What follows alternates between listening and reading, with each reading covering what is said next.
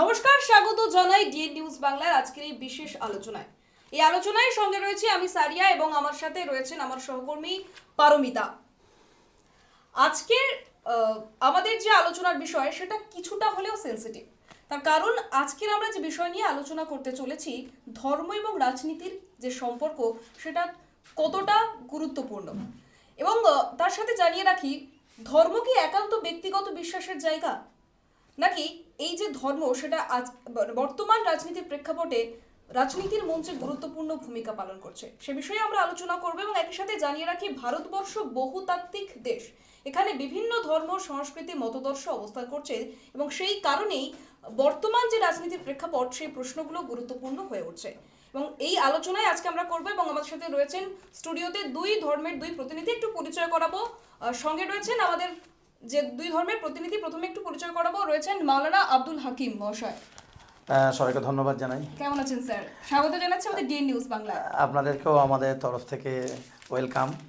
এবং যে একটু স্যারের পরিচয় পত্রটা একটু করে দিই। উনি কিন্তু দীর্ঘ প্রায় 20 বছর বকুলতলা মাদ্রাসা স্কুল, সেখানে 20 বছর প্রধান শিক্ষক হিসেবে তিনি কাজ করছেন, শিক্ষকতা করছেন। এবং একই সাথে তার আরও একটি পরিচয় রয়েছেন, তিনি দক্ষিণ 24 পরগনার ইমাম অ্যাসোসিয়েশনের সাধারণ সম্পাদক।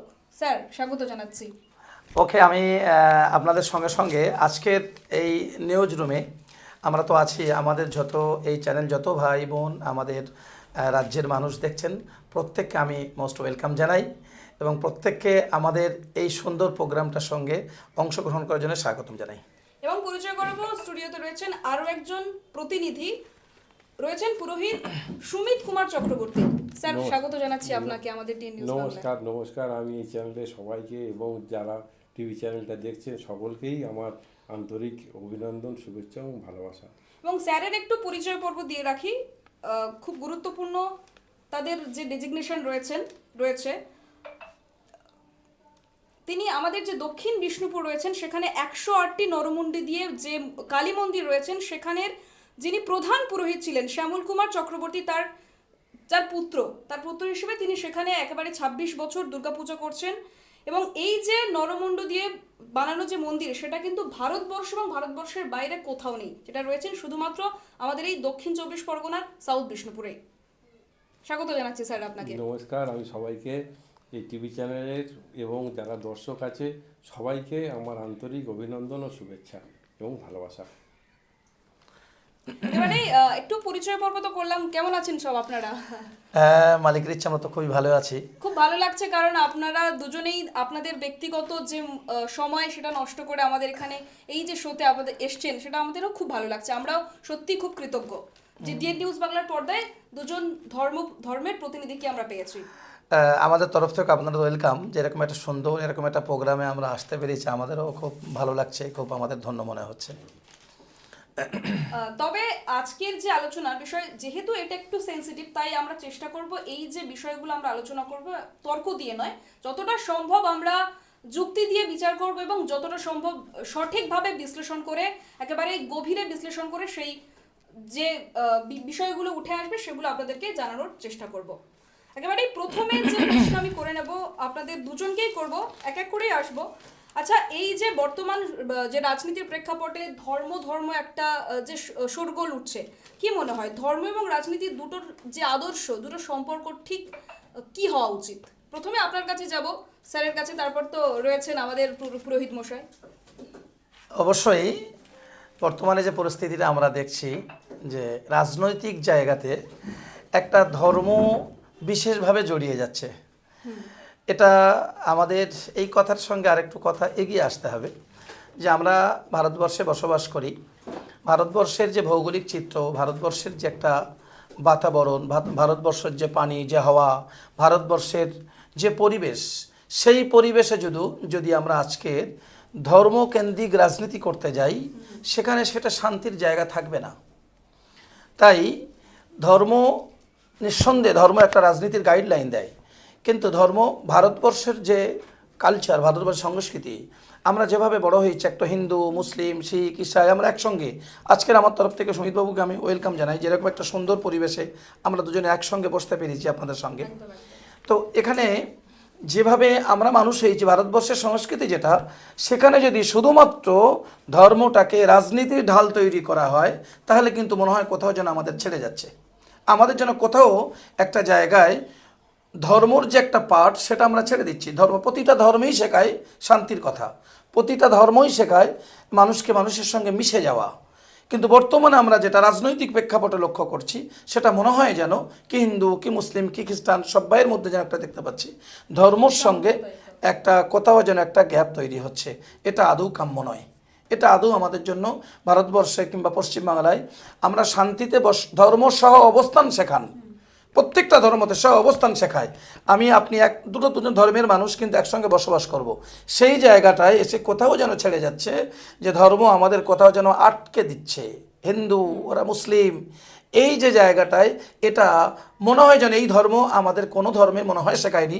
আমি একজন ইসলাম ধর্মের ছাত্র হিসাবে বলবো যে কোথাও এই ধর্ম আমাদেরকে শেখায়নি। ধর্ম ডিভাইডেড নয়, ধর্ম is a complete code of life. একটা সুন্দর জীবন ব্যবস্থা ধর্ম দেয়, সেখানে ডিভাইডেড তো কোনো কথাই নয়। অশান্তির বাতাবরণ ধর্ম শেখায় না, এটা কোথাও আমাদের মিস্টেক হচ্ছে। স্যার তো বললেন, মাওলানা সাহেব তো বললেন, এবার আমি একটু পুরোহিত স্যারের কাছে যাব। আপনি কি বলবেন? ধর্ম ধর্মের জায়গায়, রাজনীতি রাজনীতির জায়গায়। ধর্মটা একদম আলাদা আর রাজনীতিটা একদম আলাদা। তাই আমার মতে বলে রাজনীতির ভেতরে ধর্মকে আনাটা একদমই উচিত নয়, এটা কাম্য নয়। কিন্তু যারা রাজনীতির, যারা এই বর্তমান প্রেক্ষাপটে দাঁড়িয়ে যারা নেতারা রয়েছেন, রাজনৈতিক নেতারা, তারা কিন্তু ধর্মটাকে ইস্যু করছে কোথাও কোথাও জায়গায়। আমি সব জায়গার নাম তো বলতে পারি না, কোথাও কোথাও জায়গায় তারা এসে, যেখানে রাজনীতি মানে স্বাস্থ্য পরিষেবা বা উন্নয়নের কথা বলবে, তারা সেখানে গিয়ে মন্দির মসজিদ করছে। এই বিষয়ে আপনাদের কি মত? না, একদমই নয়, একদম এটা উচিত এখানে একদম উচিত না। কারণ ধর্ম ধর্মের জায়গায় থাকবে, রাজনীতি রাজনীতির জায়গায় থাকবে। ধর্মের ভেতরে রাজনীতিটা দেওয়াটা একদমই উচিত না। আমি একটু হলেও অবশ্যই। দ্বিমত পোষণ করব যে দেখুন, আমরা বহু ধর্মের মানুষ ভারতবর্ষে বসবাস করি। ভারতবর্ষে যেটা গড়ার ইতিহাস, সেটা হলো বহু ধর্মের মানুষের মাথার উপরে কিংবা লড়াইয়ের প্রেক্ষাপটে ভারতবর্ষ স্বাধীন হয়েছে, আমরা শান্তিতে বসবাস করছি। সেই ভারতবর্ষে প্রত্যেকটা ধর্মের মানুষদের প্রত্যেকটা ধর্মীয় আবেগকে গুরুত্ব আছে। যে কোনো ধর্মের প্রত্যেকটা ধর্মকে গুরুত্ব দেওয়া হয় এবং গুরুত্ব দিয়ে আসছে ভারতবর্ষে। এখন আজকের দিনে যেভাবে আমরা দেখতে পাচ্ছি বিভিন্ন ধর্মে দিয়ে, সেই এই প্রেক্ষাপটটা আগে ছিল না। ভারতবর্ষর 1947 সাল থেকে প্রায় 75 বছর পার হয়ে গেল, আমরা দেখছি যে শান্তির যে বাতাবরণ, সেটা বর্তমানে এসে কোথাও ক্ষুণ্ণ হচ্ছে। এই জায়গাটায় আমাদের প্রশ্ন যে এই ধর্ম এই রাজনীতি, এটা কোথাও আমাদের গুলিয়ে ফেলছি আমরা। কিন্তু ধর্মের মধ্যে তো রাজনীতি ছিল এর আগেও। যখন আমরা ইতিহাসে যদি একটু ঘাঁটি, সেখানে যদি দেখতে পাই যে বিভিন্ন যুদ্ধ হয়েছিল, যদি খিলাফত আন্দোলন বলি বা যে বিভিন্ন ধর্ম আন্দোলন, সেই বিষয়গুলো যখন হচ্ছে, তার মধ্যেও তো রাজনীতি ছিল। বা 1947 সালের যে দেশভাগ, সেখানেও তো রাজনীতি ছিল।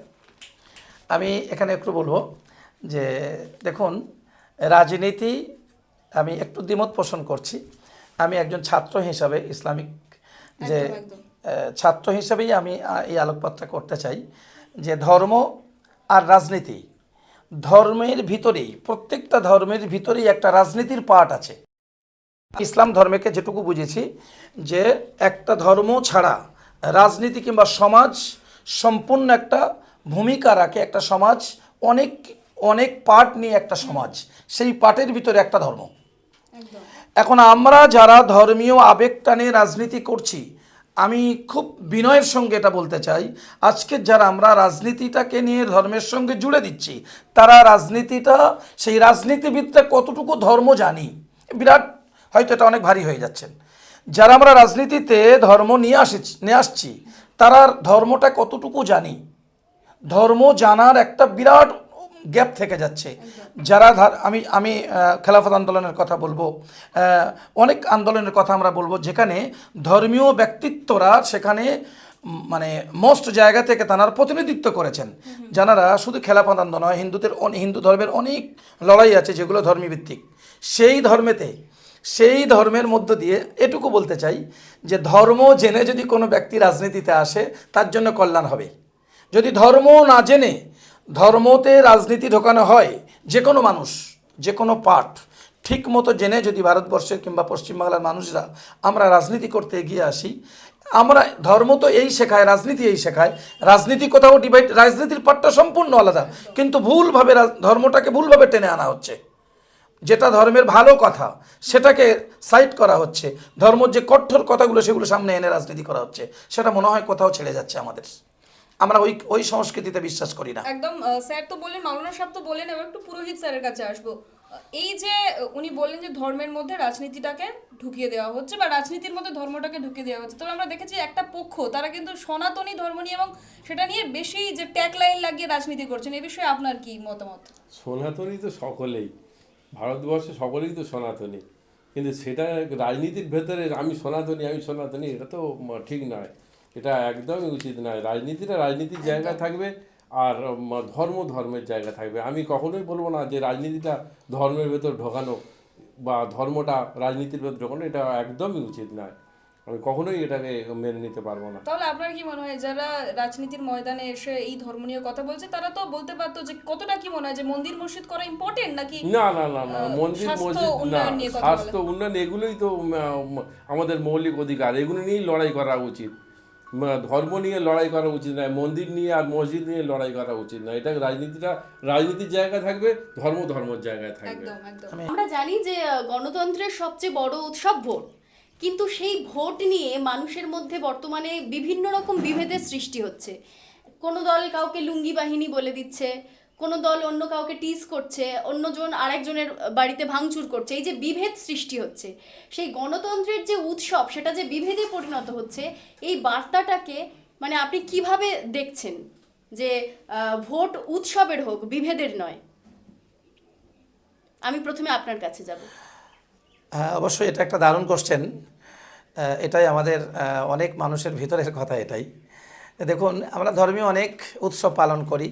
আমরা আমাদের যা দেশের কিংবা রাজ্যের যে কালচার, আমরা দুর্গা উৎসব পালন করি, আমরা ঈদ পালন করি, আমরা বিভিন্ন ফেস্টিভ্যাল পালন করি, সেটা আমাদের এক একটা ধর্মের থাকে, আমরা মিলেমিশে একাকার হয়ে যাই। এটা যেমন উৎসব, এই উৎসবের বাইরে আরেকটা হলো যে নির্বাচনও একটা দেশের উৎসব। এই উৎসবে আমাদের প্রত্যেকের উৎসব ভাবাপন্ন, উৎসবের আবেগ এটা থাকা উচিত।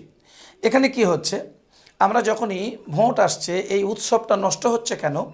আমরা এতটাই বেশি আবেগী হয়ে যাচ্ছি, আমরা এতটা বেশি আমাদের জায়গা থেকে ছেড়ে যে রাজনৈতিক জায়গায় একটা বেশি ইনভলভ হয়ে যাচ্ছি, যেখানে আমার নিজস্বতা কোথাও কোথাও হারিয়ে ফেলছি। আমি যে একজন মানুষ, আমি ভোটের আগেও একজন ছিলাম, ভোটের পরেও একজন থাকব।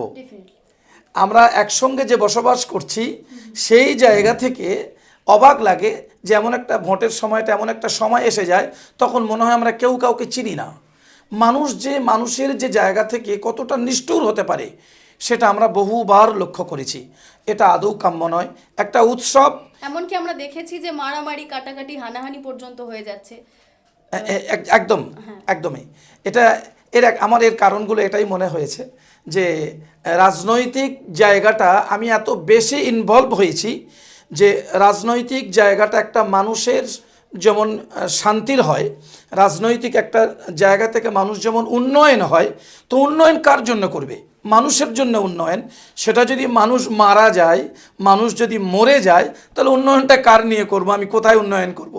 সেই জন্য আমার মনে হয় প্রত্যেকটা মানুষের নির্বাচন একটা উৎসব, সেই উৎসবটা উৎসব মনে করে আমরা হয়তো, আমি যুক্তির খাতিরে বলছি, দুজন ক্যান্ডিডেট, আমরা দুজন আছি, আমরা দুটো পার্টিকে আমরা ফলো করব, দুটো পার্টিকেই আমরা হয়তো ভোট দেবো, কিন্তু হওয়া উচিত আমরা একসঙ্গে হাত ধরে যাব আর দুজনকে ভোট দিয়ে আসবো, আবার দুজন হাসতে হাসতে গল্প চলে আসবো। এটাই যদি আমাদের দেশ তথা রাজ্যে প্রতিষ্ঠিত হয়, তাহলে আমরা শান্তিতে বসবাস করবার জন্য উপযোগী। তা নাহলে আমাদের জন্য এটা অশান্তির একটা বাতাবরণ। মানে ভারতের সংস্কৃতিতে যে সম্প্রীতি বলতে যেটা বুঝি আমরা, মানে সেটার একটা নিদর্শন হিসেবে আমরা থাকবো বা সেইভাবে আমরা চলাফেরা করবো, আপনি সেটাই বলতে চাইছেন? অবশ্যই।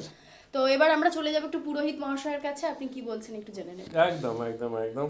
আমরা ভোটের সময় যেন হিন্দু মুসলিম ভাই এটাই যেন ভেবে নিই, নইলে আমরা ভোটের সময় তখন চিন্তা করবো যে না দাঙ্গা, মারামারি, কাটাকাটি এটা যেন না হয়। মানে রাজনৈতিক প্রেক্ষাপটে ধর্মের কোনো আলাদা গুরুত্ব থাকবে না। এটা তার কারণ কি, তার পরের দিন সকালবেলা যে আমি বাজার করতে যাব, সেই বাজারে তো মাওলানা সাহেবও যাবে, আমাকেও যেতে একদম, হবে, একদম। কিন্তু আমি পার্টিকুলার ভোটের দিন বা ভোটের পরের দিন সেটা ভুলে যাব কেন? কারণ কি এটা একদমই উচিত নয় যে আমাদের ভেতরে বিভেদটা যেন না থাকে। একেবারে। আমরা ভোটটা যে উৎসবের ভেতরে ভোটটা হবে, আবার তার পরের দিন সকালবেলায় আমরা ভাই ভাই যেরকম ভাবে মিলে চলেছি সেরকম ভাবেই চলবো। একদম একদম। যেহেতু আপনি বললেন যে এই কথাগুলো আমরা আলোচনা করছি, তাহলে এটা তো বাংলার রাজনীতি নয়, বা বাংলার যে সংস্কৃতি সেটা তো আমরা আগেও দেখেছি যে এটা নজরুলের মাটি, একদম রবীন্দ্রনাথের মাটি। সেই হিসেবে বাংলার ডেমোক্রেসির সাথে আপনার কি মনে হয় অন্যান্য রাজ্যে যে ধর্ম নিয়ে এত আলোচনা হচ্ছে, আমাদের বাংলাতে এরকম ভাবে অশান্তি হয়নি আর হবেও না। আমরা বাঙালিরা যেরকম ভাবে শান্তিপ্রিয়ভাবে বাঙালি শান্তিপ্রিয়ভাবে চলেছি সেরকম ভাবেই চলবে। আমরা হিন্দু মুসলিম ভাই ভাই হিসেবে চলেছি, হিন্দু মুসলিম ভাই ভাই সেই হিসেবেই দিক থেকে চলবে। কি মনে হয় বাংলা কতটা এগিয়ে নাকি পিছিয়ে? আমরা অনেক এগিয়ে, বাঙালি অনেক এগিয়ে, আমরা বাংলা অনেক এগিয়ে। এরপরে আমি একটু চলে যাব পরবর্তী যে প্রশ্ন রয়েছে। আচ্ছা, ভারত তো সেকুলারিজম রাষ্ট্র, এটা বলা হয় আমাদের সংবিধানে, তাহলে কি সেই সেকুলার অনুযায়ী সব ধর্মের সমান সম্মান পাচ্ছে, সম্মান যে পাচ্ছে সব ধর্মের, এটা কি মনে হয়? আপনার কি নিজস্ব মতামত? এই জায়গায় বলবো যে দেখুন, ভারতবর্ষ একটা সেকুলার স্টেট, কিন্তু বিগত কয়েক বছর ধরে আমরা যেটা দেখতে পাচ্ছি সেটা হলো যে ভারতবর্ষ যেভাবেই ভারতবর্ষ স্বাধীনতার পর থেকে এ পর্যন্ত হয়ে এসেছে, কিন্তু আজকের যেটা আমরা দেখতে পাচ্ছি সেটা হলো যে রাজনীতির সঙ্গে, যে একই কোশ্চেন, রাজনীতির সঙ্গে ধর্মটাকে গুলিয়ে দেওয়া হয়ে সেটাকে একটা দেশের সবসময়ের জন্য সংখ্যালঘু সংখ্যাগুরু এটা থাকবেই প্রত্যেকটা দেশে, এবং সেই দেশে যারা সংখ্যাগুরু থাকবে, যারা বেশি থাকবে সংখ্যায়, তারা যারা কম থাকবে তাদেরই ঠিক বলতে গেলে বড় ভাই ছোট ভাই, এই সুলভ আচরণ যদি না থাকে তাহলে সে দেশের যে ক্ষতি হবে সেই ক্ষতিটা, ধরুন আমি হিন্দুইজমের কথা বলছি, আমরা ভারতবর্ষের সংখ্যাগুরু হলো হিন্দু ধর্মের মানুষ, তো সেখানে যদি আমরা মুসলিমদের সংখ্যায় গুরু, তাদের প্রতি যদি কোনো রকম আমরা অত্যাচার করি, তাদেরকে আমরা টর্চারই করি, আমরা মনে করছি যে আমরা মুসলিমদের টর্চারই করছি, কিন্তু না, এই টর্চারিরা পরিশেষে গিয়ে দেশের ভাবমূর্তি ক্ষুণ্ণ হচ্ছে, দেশের অশান্তি হচ্ছে, বিভিন্ন বহির্বিশ্বে দেশের বদনাম হচ্ছে। আমি আমার ছোট্ট ক্ষুদ্র জ্ঞানে বলবো যে ভারতবর্ষের কোথাও যদি কোনো খারাপ হয়, আমি মনে করছি যে হিন্দু মুসলিম খ্রিস্টান জৈন বুদ্ধদের হচ্ছে না, ওটা ভারতবর্ষের ক্ষতি হচ্ছে। সেই ক্ষতিটাকে ভারতবর্ষকে সম্মানের জায়গা অনেকটা পিছিয়ে দেওয়া হচ্ছে। বহির্বিশ্বে আমরা বুঝতে পারছি যে ভারতবর্ষ কুলুষিত হচ্ছে, ভারতবর্ষের কোথাও যেন একটা দাগ হচ্ছে, এটা কাম্য নয়। এটা একমাত্র পলিটিশিয়ান কিছু ব্যক্তিরা, আমি একদম কোট আনকোট বলবো, ধর্ম ভারতবর্ষ স্বাধীনতার পর থেকেই আছে, ধর্ম আছে, রাজনীতি আছে। তাহলে এখন যে ধর্মটা, যে রাজনীতির সামনে এসেছে, সেটা শুধুমাত্র কিছু পলিটিশিয়ান ব্যক্তিরা তাদের স্বার্থ চরিতার্থ করার জন্য, তাদের সিংহাসনের লড়াইয়ের জন্য হিন্দু মুসলিম লড়াইটা লাগিয়ে দিয়ে নিজেরা ফায়দা লুটতে চাচ্ছে, ভারতবর্ষকে কুলুষিত করতে চাচ্ছে। এটা বন্ধ হওয়া উচিত। স্যার আপনি কিছু বলুন, মানে পুরোহিত মশাই আপনার কি মনে হয়? একদম একদম দাদা যেটা বললো একদমই খাঁটি কথা বলেছে। এটা আমাদের ভেতরে যা ভারতবর্ষের ভাবমূর্তিটা কলুষিত করবার চেষ্টা চলছে। ভারতবর্ষ তথা যেসব দেশে এর আগেও তো আমরা যখন নিউজ পেপারে বা সংবাদ মাধ্যমে আমরা দেখেছি যে ভারতবর্ষ তথা বাইরের রাষ্ট্রগুলোতেও যেখানে সংখ্যালঘু, আমি কোনো পার্টিকুলার কোনো সম্প্রদায় বা গোষ্ঠীকে ইঙ্গিত করছি না, যারা সংখ্যালঘু আছে তাদের উপর অত্যাচার করা হচ্ছে, এটা বলো। যেমন বাংলাদেশে বেশ কিছুদিন আগে খবর আসছিল যে হিন্দুদের উপর অত্যাচার করা হচ্ছে, তো এই বিষয়ে আপনার কি মতামত? এর মধ্যে কি রাজনীতি আছে? রাজনীতি তো তার ভেতরে আছে, কিন্তু সেটা তো উচিত নয়। বাংলাদেশ যেটা করে গেল হিন্দুদের উপর অত্যাচার, এটা তো একদমই উচিত নয়। কিন্তু বাংলাদেশ করেছে বলে যে আমার ভারতবর্ষ করবে, এটা মেনে নেওয়া যাবে না। আচ্ছা, এই যে এত সংখ্যালঘু নিয়ে কথা বলছি, আমাদের দেশে সংখ্যালঘু রয়েছেন মুসলিমরা, তো আপনার কি মনে হয় এই ভারতবর্ষের সংখ্যালঘুরা কতটা সেফ? এই পরিপ্রেক্ষিতে আমি একটা শ্লোক বলছি, যদা যদা হি ধর্মস্য গ্লানির্ভবতি ভারত অভ্যুত্থানং অধর্মস্য তদাত্মানাং সৃজাম্যহম পরিত্রাণ সাধূনাং বিনাশায় চ দুষ্কৃতাম ধর্ম সংস্থাপনার্থায় সম্ভবামি যুগে যুগে। আমরা এটা তো মহাভারতের শ্লোক দেখে আসছি, একদম। হ্যাঁ, তাই এরকম ভাব আবার পরিবর্তন হবে। তবে আমাদের এই সম্প্রীতি, আমাদের ভাই ভাইয়ের যে সম্প্রীতি, এটা বজায় থাকবে। এটা কখনোই এই সম্প্রীতি নষ্ট হবে না। আমি প্রশ্নটা করলাম যে এটা কি মনে আপনার যে ভারতবর্ষ, এটা কি সংখ্যালঘুরা সেফ এখানে? একদম, সংখ্যালঘুরা সবসময় সেফ, আগেও সেফ ছিল, এখনো সেফ আছে। আপনি কি বলবেন মাওলানা সাহেব? আমি একটু সুমিতবাবুর সঙ্গে দ্বিমত পোষণ করব। একদম। যে কথাটা হচ্ছিল যে বাংলাদেশের কথা, বাংলাদেশেও যদি কোনো সংখ্যালঘুদের ওপর অত্যাচার হয়, তার জন্য যাই আইন হবে ভারতবর্ষের জন্য হলে সেই একই আইন হওয়া উচিত। বিশ্বের যে কোনো দেশে যদি কোনো সংখ্যালঘুদের প্রতি অত্যাচার হয়, সেই আইনটা সব জায়গার জন্য প্রযোজ্য হওয়া উচিত। আপনি কি মনে করছেন, সেফ কি সেফ? আমি মনে করি পশ্চিমবাংলার তথা ভারতবর্ষের মুসলিমরাই এখন এখনো পর্যন্ত যে পরিস্থিতি হচ্ছে সেফ, কিন্তু কিছুটা হলে আতঙ্কর বাতাবরণ তৈরি করছে। মুসলিমরা যে জায়গায় থাকা উচিত ছিল সেই জায়গায় বর্তমানে নেই, একটা আতঙ্ক কাজ করছে ভারতবর্ষের মুসলিমদেরকে। সেটা শুধুমাত্র রাজনৈতিক কারণে, শুধুমাত্র রাজনৈতিক কারণে। ভারতবর্ষের যারা সংখ্যালঘু, তবে পশ্চিমবাংলার ক্ষেত্রে আমি বলবো ভিন্ন কথা। পশ্চিমবাংলা এখনো পর্যন্ত অনেকটাই আমরা শান্তিতে বসবাস করছি। পশ্চিমবাংলা এখনো পর্যন্ত যারা দায়িত্বে, বিশেষ করে পলিটিক্যাল ব্যক্তিরা, তারা অনেকটাই মুসলিমদেরকে অনেকটাই সেভ রাখার চেষ্টা করছেন। এবং শুধু মুসলিমদের সেভ নয়, তারা রাজ্য তথা দেশের সংবিধানটাকে সেভ রাখার চেষ্টা করছে। এটা তো সংবিধানের কথা, সবাই শান্তিতে থাকবে, সবাই ভালো থাকবে, একে অপরের সঙ্গে লেনদেন ওঠা বসা। ভারতবর্ষের এমন একটা কালচারের মধ্যে আমরা জুড়ে আছি, যদি কোনো একটা জাতিকে আমরা আলাদা করতে চাই কখনোই পারবো না। আমরা একই বাজার, একই স্কুল, একই কলেজ, সব জায়গাতে আমরা এক হয়ে আছি। যদি হঠাৎ করে কেউ বলে আমরা এদেরকে আলাদা করবো, আমরা ওদেরকে আলাদা করবো, এটা কখনোই সম্ভব নয়। এটা ভারতবর্ষের জন্য একটা কি বলবো, বিপদের একটা কারণ। তবে ভারতবর্ষ বা এখন এই মুহূর্তে ভারতবর্ষে কিন্তু সংখ্যালঘু সম্প্রদায় অনেক সেফ আছে। কিন্তু আমরা তো উত্তরপ্রদেশের বিভিন্ন জায়গায় দেখেছি যেখানে একটা দুটো ঘটনা হয়তো হতে পারে, কিন্তু সোশ্যাল মিডিয়াতে যেগুলো সে তুলনায় কিন্তু আমাদের অন্যান্য পাশাপাশি অনেক দেশের ভেতরে ভারতবর্ষ এখন অনেক উন্নত। বাংলাতে উন্নত থাকতে পারে, কারণ বাংলার যে ডেমোক্রেসি সেটা তো অন্য না, রাজ্যের থেকে বাংলাতে তো আলাদা। আছেই, তথা ভারতবর্ষেতেও সংখ্যালঘু সম্প্রদায় অনেক সেফ আছে। পাশাপাশি বাংলাদেশে যেরকমভাবে একটা চক্র তৈরি হয়েছিল, সে তুলনায় আমাদের ভারতবর্ষ অনেক উন্নত। একই সাথে আমি একটু জিজ্ঞেস করার আপনাকে একটু জিজ্ঞেস করবো যে বিভিন্ন রাজনীতি যে আমাদের এখানে বিরোধী গোষ্ঠী রয়েছে, তারা কিন্তু বলছে যে আমরা ক্ষমতায় এলে হিন্দু রাষ্ট্র বানাবো। আপনার মতে কি মনে হয়, সেটা কতটা যুক্তিযুক্ত বলে আপনি মনে করছেন? আপনার কাছে তো আসবো, আগে আমি পুরোহিত মশাইয়ের যে বক্তব্য আছে সেটা একটু জানবো। আমাদের তো ভারতবর্ষ সংবিধানে যেরকম আছে সেরকম ভাবেই চলবে। সে মেজরিটি নিলেও কি হবে, আর মেজরিটি না পেলেও সংবিধান তো কেউ পাল্টে দিতে পারবে না। আপনার পার্সোনাল কি মতামত যে হিন্দু রাষ্ট্র হলে কতটা ভালো বা কতটা খারাপ, কি মনে হয় আপনার? হিন্দু রাষ্ট্র হলে খারাপ ভালো বিষয়ে আমি কোনো বক্তব্য রাখতে পারছি না।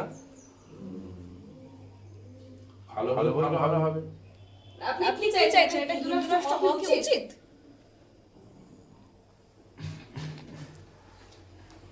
এই যে ধর্ম নিয়ে রাজনীতি হচ্ছে, ধর্মের ট্যাগ লাগিয়ে, তো না, আমি ধর্মের জায়গায় থাকবে আর রাজনীতির জায়গায় থাকবে। আমি এই প্রশ্ন এটা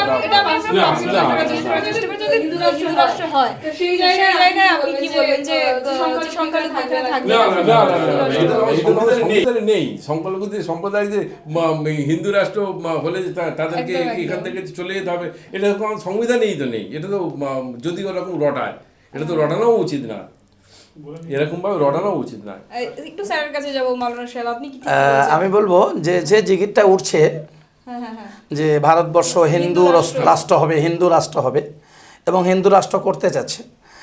দেখুন, ভারতবর্ষের, আমি এখানে আমার সুমিতবাবুর সঙ্গে দ্বিমত পোষণ করছি যে ভারতবর্ষের যে সংবিধান, বাবা আম্বেদকরের যে সংবিধান, সেই সংবিধানে সর্বধর্মকে সমান অধিকার দেওয়া হয়েছে।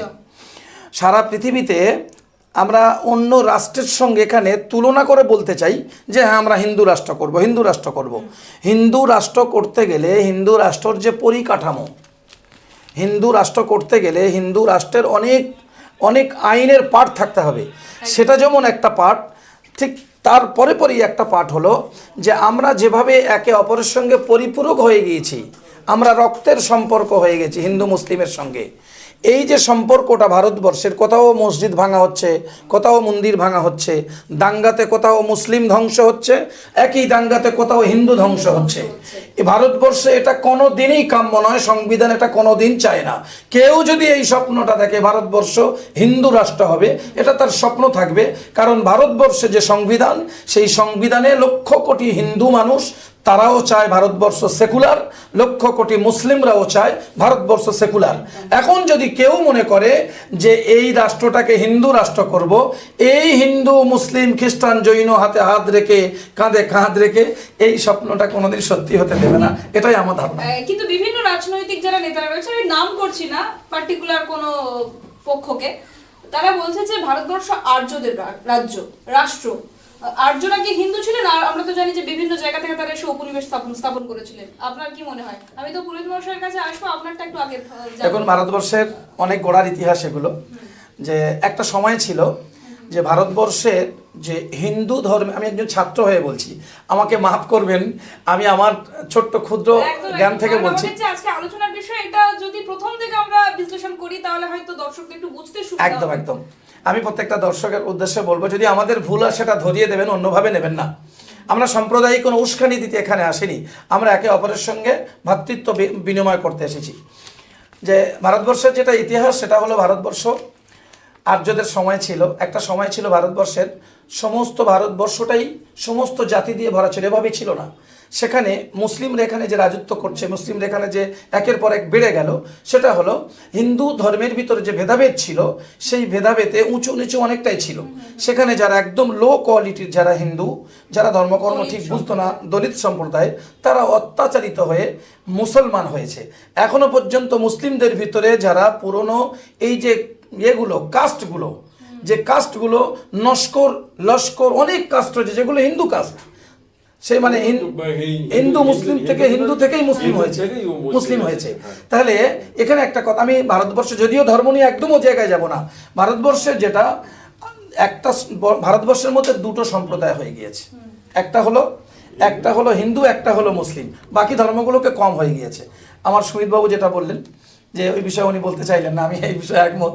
আমি আসবো, আমি ওনার থেকে জানবো যে ওনার কি মনে হয় যে ভারতবর্ষ কতটা হিন্দু রাষ্ট্র ছিল বা কতটা আগে তো ভারতবর্ষে তো আগে হিন্দু রাষ্ট্র ছিল, সনাতনীদের হিন্দু রাষ্ট্র ছিল। তারপরে ওই অত্যাচারিত হয়ে আস্তে আস্তে আস্তে আস্তে মুসলিম খ্রিস্টান এসব নানান ধর্ম সৃষ্টি হলো, অত্যাচারিত হয়ে হয়ে হয়ে হয়ে কি একদম একদম একদম একদম এই জায়গায় একদম একমত যে মানুষ অনেকভাবেই তারা সরে এসে মুসলিম ধর্ম গ্রহণ করেছেন। তাহলে তো এখন যে বর্তমানে সেটা সেকুলার হয়ে যাচ্ছে নাকি? কি মনে হয় যে যেহেতু আগে হিন্দু রাষ্ট্র ছিল, তাহলে হিন্দু রাষ্ট্র হওয়া দরকার? না, ভারতবর্ষে দেখুন, ভারতবর্ষের সংবিধান তো এখন ভারতবর্ষ সেকুলার করার জন্যই সংবিধান, এখন বললেও তো হবে না। আচ্ছা, হ্যাঁ একদম একদম। ভারতবর্ষের যে সংবিধান, ভারতবর্ষের অনেক, যখন ইংরেজরা 200 বছর এখন রাজত্ব করলো, তারা একদম হিন্দু মুসলিম কেটে লাল করে দিল, এখান থেকে সমস্ত সম্পদ ধুয়ে নিয়ে গেল, এখান থেকে সমস্ত ভারতবর্ষীকে চাকর করে গোলাম করে রশি গলায় দিয়ে পায়ে বেঁধে দিয়ে তারা দালালি করলো। সেখানে তখন আর কোনো হিন্দু মুসলিম ছিল না, সেখানে হিন্দু মুসলিম খ্রিস্টান জৈন ভারতবর্ষ এক হয়ে ইংরেজদেরকে যখন এখান থেকে খাদানো হলো, সেই ভারতবর্ষ থেকে ইংরেজদের খানাতে গিয়ে লক্ষ লক্ষ হিন্দু মুসলিম শিখ জৈন সমস্ত মানুষ তারা এক হয়ে কাঁধে কাঁধ রেখে যখন ইংরেজদের হাত থেকে দেশকে সেকল মুক্ত করলো, ইংরেজদের হাত থেকে যখন সমস্ত ভারতবাসী এক হয়ে, তখন কোনো জাতপাত ছিল না ভারতবর্ষে, তখন একটা জায়গা ছিল। তখন যখন ভারতবর্ষের আপামর জনসাধারণ যখন ভারতবর্ষের বিরুদ্ধে লড়াই করছে, তখন ভারতবর্ষের একটা শ্রেণী তারা ইংরেজদের দালালি করেছিল, ইংরেজদের সঙ্গে গোপন আতাত করেছিল। আজকের যারা ভারতবর্ষটাকে এই উল্টে দিতে চাচ্ছে, আমার মনে হয় এরকম একটা ষড়যন্ত্র সেই থেকে হয়ে আসছে। আজকের যারা করছে সেই সমস্ত সূত্র ধরে সেই মানুষগুলো তারাই, যারা ভারতবর্ষের কল্যাণ আগেও চায়নি, এখনও চাচ্ছে না। ভারতবর্ষ এক নায়কত্ব হিন্দু রাষ্ট্র হলে, হয়তো এই কথাটা বলবেন যে একজন মাওলানা সাহেব হিন্দু রাষ্ট্রের বিরোধিতা করছে, না, এটা যদি কেউ বলে ভুল বলবে। আমি যদি হিন্দু হতাম, ভারতবর্ষকে একই কথা বলতাম যে ভারতবর্ষ হিন্দু রাষ্ট্র হলে বিশ্বের দরবারে খাঁটো হবে। ভারতবর্ষে হিন্দু রাষ্ট্র হলে ভারতবর্ষের অভ্যন্তরীণ সমস্যাগুলো আরও বেড়ে যাবে, সেটা কাম্য নয়। আমরা ভারতবাসী, আমি বিশ্বের বিভিন্ন দেশে গিয়েছি, সেখানে হিন্দু নেই, মুসলিম নেই, পরিচয় নেই, শুধু আইডি কার্ড দেখা হয়, বলা হয় আপনি কোন দেশের। কোনো করা হয় না, মুসলিম হিন্দু দেখা হয় না, শুধু দেখা হয় আইডি কার্ডটা, পাসপোর্ট দেখা হয় কে ইন্ডিয়ান, ভারতীয়। এই জন্য ভারতবর্ষ একটা বৃহত্তম ধর্মনিরপেক্ষ দেশ, 140-50 কোটি মানুষ। এই মানুষ এক, কাঁধে কাঁধ রেখে হিন্দু মুসলিম আগে ছিল, এখনো থাকবে। এটা যারা কি স্বপ্ন একদম, দেখছে। ওই তো আমার ইতিহাস সম্পর্কে তো জানলাম, কিন্তু আমি এবার একটু অন্যরকম প্রশ্ন যাব। আমরা এবার পরবর্তী প্রশ্নে চলে যাব। আমরা দেখেছি যে আমাদের চারপাশে যারা মানুষ রয়েছে তারা বেশিরভাগ সব খেটে খাওয়া মানুষ, কিন্তু যখন ভোট আসে বা তারা রাজনৈতিক ক্ষেত্রে তাদের ইনভলভমেন্ট খুব বেশি, এবং শুধু তাই নয়, তারা এক ধর্মের মানে পাশের বাড়ির লোককেও পর্যন্ত অন্য তারা রাজনৈতিক দল করে বলে তাদের বলছে যে তাদের বাড়ির মেয়েকে টেনে আনবে, তাদের বাড়ির মেয়েকে ধর্ষণ করবে, বা তারা যদি দল গঠন করতে পারে তাহলে সেক্ষেত্রে তারা অপর পার্টিকে বুঝিয়ে দেবে যে তারা কতটা শক্তিশালী বা তাদের সঙ্গে মানে কতটা কি মানে তাদের সঙ্গে মানে তারা কিভাবে শক্তিশালী শক্তি প্রদর্শন করতে পারে। তো সেক্ষেত্রে আপনার কি মনে হয় যে এই যে রাজনৈতিক যে কর্মী রয়েছে তাদের যে খারাপ আচরণ সেগুলো কিভাবে সম্প্রীতিতে প্রভাব ফেলছে? আমি প্রথমে পুরোহিত মশাইয়ের কাছে চলে যাব। ওরা হচ্ছে রাজনীতিক কর্মী নয়, যারা হচ্ছে এরকম ভাবে দুর্ব্যবহার করে, মানুষের বাড়িতে এসে যাতা কথা বলে যাচ্ছে, তাদের মা বোনেদের নিয়ে কথা বলে যাচ্ছে, এরা রাজনৈতিক কর্মী নয়। বাংলা কখনোই শেখায়নি, বাংলার মাটিতে জন্মেছে ঈশ্বরচন্দ্র বিদ্যাসাগর, কাজী নজরুল ইসলাম। বাংলা কখনোই এটা এরকমভাবে সাম্প্রদায়িকতা শেখায়নি। রাজনীতি তারা কর্মীই নয়, তারা হচ্ছে কিছু সম্প্রীতি নষ্ট করার জন্যে, সমাজটাকে নষ্ট করার জন্যে রাজনৈতিক। কিন্তু তারা তো একটা পার্টিকুলার দলের হয়ে গিয়ে এই ঝামেলাটা করছে, তাহলে মানে আমরা কিভাবে বলতে পারবো যে তারা কোনো পার্টিকুলার রাজনৈতিক দলের হয়ে কাজ করছে না? আমারও মনে হয় তাই, যে দেখুন প্রত্যেকটা দলের এবং প্রত্যেকটা রাজনৈতিক ব্যক্তিদের একটা গাইডলাইন আছে, প্রত্যেকটা রাজনৈতিক ব্যক্তিদের একটা গাইডলাইন আছে। সেই গাইডলাইনটায় যারা অপরাধ করছে আমরা দেখতে পাচ্ছি এরা দোষী নয়, এদেরকে যারা শেল্টার দিচ্ছে তারাই দোষী। কিন্তু যখন কোনো অপরাধ হয় তখন আমরা দেখেছি যে অপরাধীর অপরাধ যখন আমরা জাজ করার থেকে সেই অপরাধীর ধর্ম নিয়ে বেশি জাজ করি, যে এই অপরাধীটা কোন ধর্মের। এখানে একটা কথা খুব বলার, ওদের কোনো ধর্ম নেই, যারা হচ্ছে আতঙ্কবাদী, যারা হচ্ছে জঙ্গি তাদের কোনো ধর্ম নেই, তাদের কোনো ধর্ম থাকতে পারে না। কিন্তু আমরা দেখেছি যে হিন্দু এবং মুসলিম হয়তো পাশাপাশি বাস করে, কিন্তু ভোটের সময় বা রাজনৈতিক কর্মী হিসেবে তাদের মধ্যে যে দ্বন্দ্ব তৈরি হচ্ছে সেটাকে আমরা কিভাবে দেখব?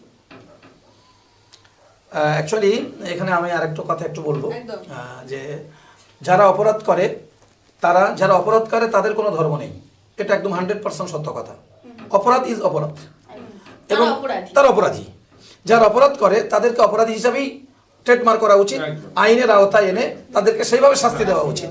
তারপরেও বলবো যে ভারতবর্ষে তথা পশ্চিমবাংলার ক্ষেত্রে যেটা হচ্ছে, যারা পশ্চিমবাংলার ইতিহাস জানে না, যারা পশ্চিমবাংলার ভৌগোলিক চিত্র জানে না, যারা পশ্চিমবাংলায় মা মাটি মানুষ জানে না, যারা পশ্চিমবাংলার বিভিন্ন হিন্দু মুসলমানের পরিচয় জানে না, যারা পশ্চিমবাংলার ক্ষেত্রে সবুজ ঘাসের গন্ধ পায় না, যারা হিন্দু মুসলিম আজানের ধ্বনি শাকের ধ্বনি যারা বোঝে না, তারা এই কালচারটা করে ডিভাইডেড করতে চাচ্ছে। এটা অবিলম্বে বন্ধ হওয়া উচিত। যারা দায়িত্বে থাকবে, যারাই ক্ষমতায় থাকবে, তারা আইন করে এই সম্প্রীতি বজায় রাখার জন্য, এই সাম্প্রদায়িকতা উপড়ে ফেলার জন্য সমস্ত রকম আইন এনে বিধানসভাতে বিল করে এই আইন এনে এই বন্ধ করা উচিত। না তো আমরা আরো বিপদের দিকে, আমাদের প্রজন্মকে আরো বিপদের দিকে ঠেলবে। একদম। কারণ কি, ওদের কোনো ধর্ম নেই। যারা এরকম ভাবে কাজ করে তাদের নিজস্ব কোনো ধর্মই নেই।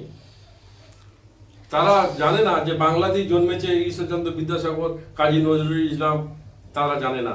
তাদের হচ্ছে এমন করে ব্রেন ওয়াশ তৈরি করিয়েছে, তারা হচ্ছে ঠিক ভোটের সময় এসে সাম্প্রদায়িক সম্প্রীতি নষ্ট করার জন্যই তাদেরকে তৈরি করা হয়েছে। একদম। কিন্তু এই যে ধর্মর নাম নিয়ে যারা রাজনীতি করছে, আপনারা ধর্মগুরু হিসেবে কি মনে হয় যে কোথাও গিয়ে ধর্মগুরুরা কি উস্কানি দিচ্ছে, বা এই দ্বারা নিশ্চয়ই তারাই ধর্ম শেখাচ্ছে, তো এটা কতটা যুক্তিযুক্ত মনে হয়? আমি সুমিতবাবুর কাছে প্রথম আসবো। কোনো ধর্মগুরুই উস্কানিমূলক কথাবার্তা বলে না, কারণ কি ধর্মই হচ্ছে কিন্তু যখন শান্তি ছড়ায়। সম্প্রীতির এই যে বাতাবরণ ঘটে, ধর্ম হচ্ছে শান্তি ছড়ায়, ধর্ম কখনো সব উস্কানিমূলক ধর্মই তো শান্তির কথা সব বলে। সব ধর্মই, আমি সব ধর্ম সকল ধর্ম তাহলে অশান্তিটা হচ্ছে কেন?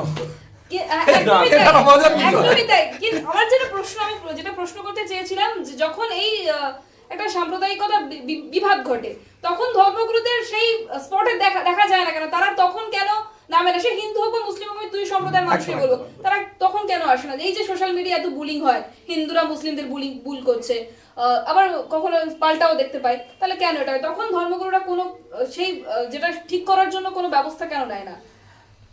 এই বিষয়ে কি বলবেন? ধর্মগুরু আসে তো, কে বলেছে ধর্মগুরুরা আসে না? মাওলানা সাহেবরা যায় বা ধর্মগুরুরাও যায়, কিন্তু আমরা সেভাবে তাদের অ্যাক্টিভ পার্টিসিপেশন কোথাও দেখতে পাই না। ইভেন আমি এটাও দেখেছি, আমি কেন বিভিন্ন যখন ফেসবুক পেজ বা ইন্টারনেটে দেখেছি, ধরো কোনো একটা ঝামেলা হলো, সেখানে বিভেদ ঘটছে ধর্ম এবং হিন্দু এবং মুসলিম নিয়ে। আমি দেখেছি কিছু মুসলিম যারা স্কলার রয়েছে তারা মুসলিমদের হয়ে কথা বলে, একই সাথে যারা হিন্দুরা রয়েছেন, হিন্দু যারা স্কলার রয়েছে তারা হিন্দুদের হয়ে কথা বলে। এখানে তো একদম, তারা একদম। সম্প্রীতির বার্তা আমি কিন্তু দেখিনি। তারা বরঞ্চ অপর ধর্মকে ভুল যেটা আছে তাদের ভুলটা ধরানোর চেষ্টা করেছে, এরাই ভুল করেছিল বলে বিভেদের সৃষ্টি হয়েছে। একদম দারুণ কোশ্চেন এটা। এটা আমি সুমিতবাবু বলুন, আমি বলবো, কিন্তু আগে সুমিতবাবু বলে নিক একটু। থেকে আমি আগে জানবো, আমি বলবো, অবশ্যই বলবো এটাই। কি মনে হয়?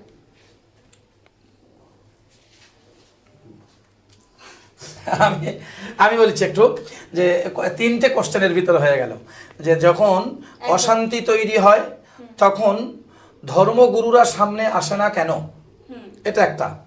তারা সম্প্রীতির বার্তা, শান্তির বার্তা দেয় না কেন। আর একটা হলো যে, আরেকটা যেন কি হলো, যে রাজনৈতিক জায়গা থেকে যারা রাজনৈতিক যখন মারামারি কাটাকাটি হচ্ছে, তো এটা নিয়ে ধর্মের কি মানে নিজের ধর্মকে বড় করে, হ্যাঁ, বড় করে। সেটাই যে এটা প্রমাণ করতে চায়। এটা আমি একদম প্রথমে এই কথাটাই আসি। আমি পার্টিকুলার কোনো ধর্মকে আঘাত করছি না, না, একদম। দুই সম্প্রদায়ের মানুষকে আমি সব সম্প্রদায়ের কথা বলবো এখানে। প্রথম হলো যে একদম দারুণ কোশ্চেন এটা, আমি কোশ্চেনটা আরো ক্লিয়ার হয়ে যাই।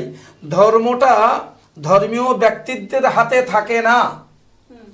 ধর্মটা কি মুসলিম কি হিন্দু, রাজনৈতিক প্রেক্ষাপটে যখন অশান্তি করবার দরকার পড়ে, তখন ধর্মগুরুদের কাছ থেকে জিজ্ঞাসা করা হয় না যে এইটা আমরা অশান্তি করতে যাচ্ছি, এটা কি ধর্মে আছে না ধর্মে নেই।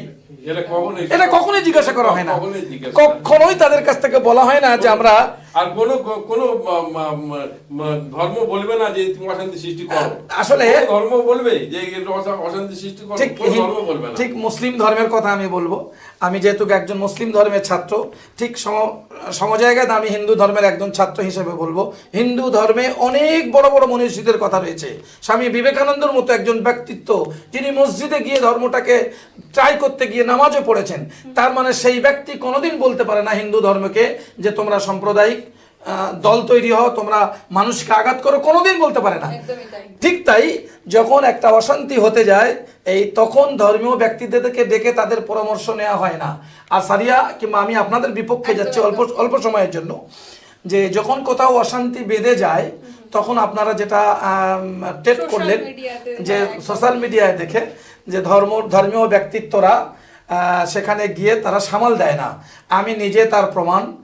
আমি আমার থানা রায়দিঘিতে একটা অশান্তি হয়েছিল, এটা রাজনৈতিক ব্যক্তিত্ব নয়, এটা হচ্ছে সামাজিক একটা দায়। রায়দিঘি থানার অন্তর্গত শ্রীফলতলাতে একটা গন্ডগোল হয়েছিল সাম্প্রদায়িক। সেখানে রায়দিঘি থানা যিনি সম্মানীয় বড়বাবু ছিলেন, তিনি আমাকে ফোন করেছিলেন যে হাকিমবাবু আপনি ওখানে যান, একদিকে মুসলিম একদিকে হিন্দু, অনেক বড় ব্যাপার হয়েছিল।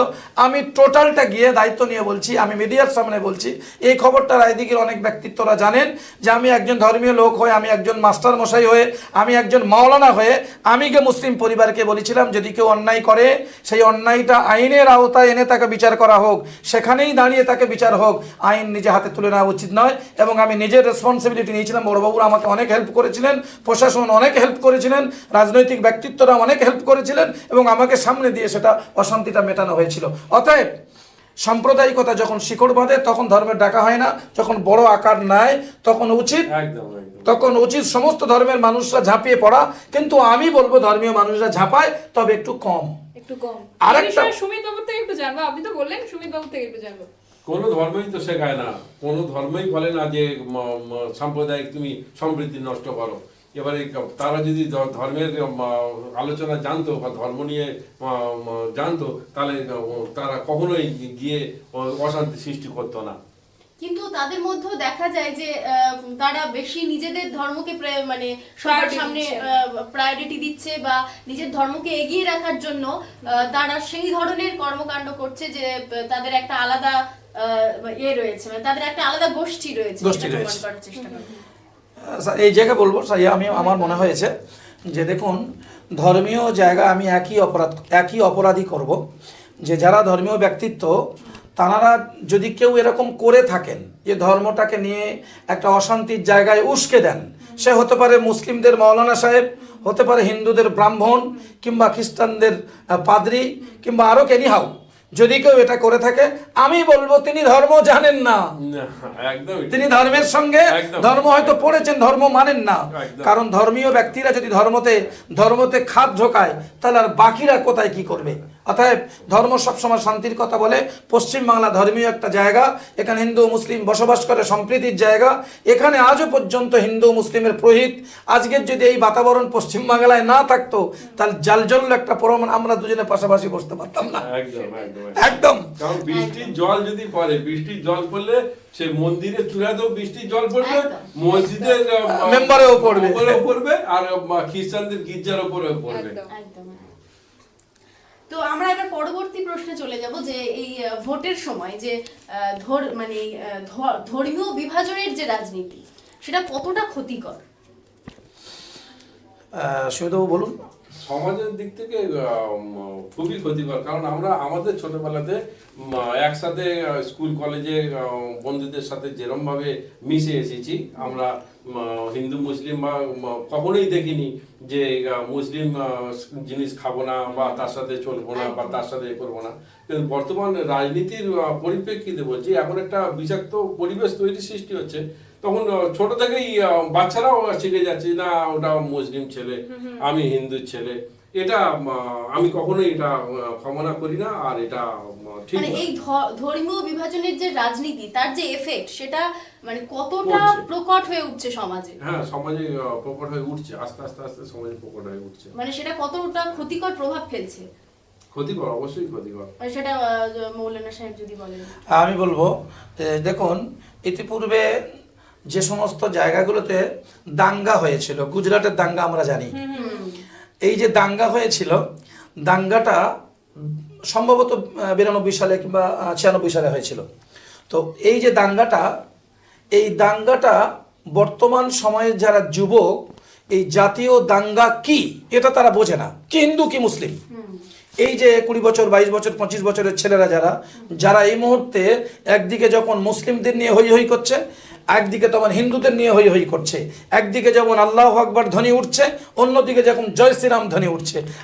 আমাকে মাফ করবেন, আমি হিন্দু মুসলিম ডিভাইডেড করতে চাই না, তারপরও আমি শান্তির জন্য কথাটা বলতে হচ্ছে। এই দাঙ্গাটা 18, 20 বছর 22 বছরের ছেলেরা এরা বোঝে না দাঙ্গাটা কি, জাতীয় দাঙ্গা কি। এই যে আজকের দিনে যে বিপদটা আমাদের সামনে আসছে, এটা যে কি বিপদ, এটা জাতীয় দাঙ্গা, ভয়ঙ্কর একটা সমস্যা আমাদের সামনে আসছে, ভয়ঙ্কর একটা কঠিন পরিস্থিতি আমাদের সামনে আসছে। যদি এই জাতীয় দাঙ্গা অর্থাৎ এই হিন্দু মুসলিমের বাড়বাড়ান্তটা, এই বিপজ্জনকটা যদি আমরা হিন্দু মুসলিমের যারা আমরা দায়িত্বশীল সমাজের রেসপন্সিবিলিটির ব্যক্তি আছি, তারা যদি এটাকে ব্রেক না মারি, এর ক্ষতিপূরণ স্বরূপ এর বিপদের জন্য আমরা কিন্তু নীতির কাছে, বিবেকের কাছে যেদিন ঘটবে সেদিন আমরা দায়ী থাকবো। আচ্ছা, আপনার কি মনে হয় যে এই রকম পরিস্থিতি, মানে ধর্মীয় বিভাজনের যে রাজনীতি, এই পরিস্থিতিটা তৈরি কেন হচ্ছে?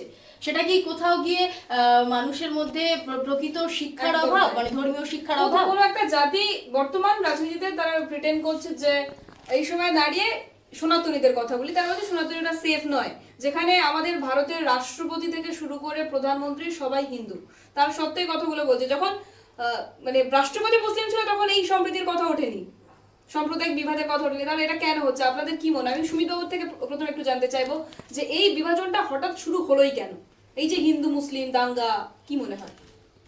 এটা হচ্ছে অশিক্ষিত যারা, শিক্ষার অভাব তাদের ভেতরেই বেশিটা আসে। তার কারণে তার ভেতরে যে শিক্ষাটা নেই, তারা জানে না যে আমাদের এই সবুজ, আমাদের জমি, আকাশ নীল, এই জিনিসটা তারা জানে না। তারা জানে তাহলে কি আপনি ইনডিরেক্টলি কোনো রাজনৈতিক ব্যক্তিত্বদেরকে অশিক্ষিত বললেন? না না না, আমি এর ভেতরে রাজনীতির কোনো ব্যক্তিত্ব আরে এটাই তো তারা করছেন, যে এই যে বিভাজনটা সেটা তো রাজনীতির কারণেই হচ্ছে। কিছু অশিক্ষিত ব্যক্তি তাদের ভেতরে সে শিক্ষা নেই, সেই জন্যই এই জিনিসটা। তাহলে অশিক্ষিত কারা? আমি তো ধর্মীয় বিষয়ের সাথে রাজনীতিটাকে বলতে চাইছি, যে যারা রাজনীতির ব্যক্তিত্বরা রয়েছেন বর্তমানে ক্ষমতায়, তারাই তো বলছে যে সনাতনীরা সেফ নয়। না না, সনাতনীরা সেফ নয়, সেটা হচ্ছে ভারতবর্ষের জন্য না, সেটা হচ্ছে বাংলাদেশের জন্য। আমাদের ভারতবর্ষেও বলছে হিন্দু খাতরে মে হ্যাঁ।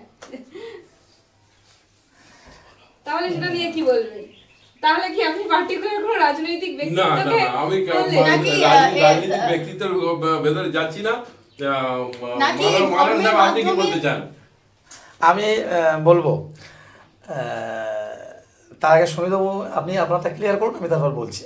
আচ্ছা, আমি একটা কোয়েশ্চেন করি এর মধ্যে, যে তাহলে কি বলতে চাচ্ছেন যে যারা রাজনৈতিক ব্যক্তিত্ব রয়েছেন তারা কি এই ধর্মের মাধ্যমে বা মন্দির মসজিদ তৈরির মধ্য দিয়ে নিজেদের দলের জায়গাটাকে আরো পাকা করার জন্য এই পন্থা অবলম্বন করছে? আগে তো ছিল না, এই যখন সোশ্যাল মিডিয়া, আগেও তো ছিল না। আমরা তো আগে টিভি রেডিওতে এত খবর শুনতাম, এত তো সাম্প্রদায়িক দাঙ্গা হাঙ্গার খবর তো আসেনি। বর্তমান সময় কেন আসছে, এত কেন খবর আমরা পাচ্ছি, এটা কি বলবেন?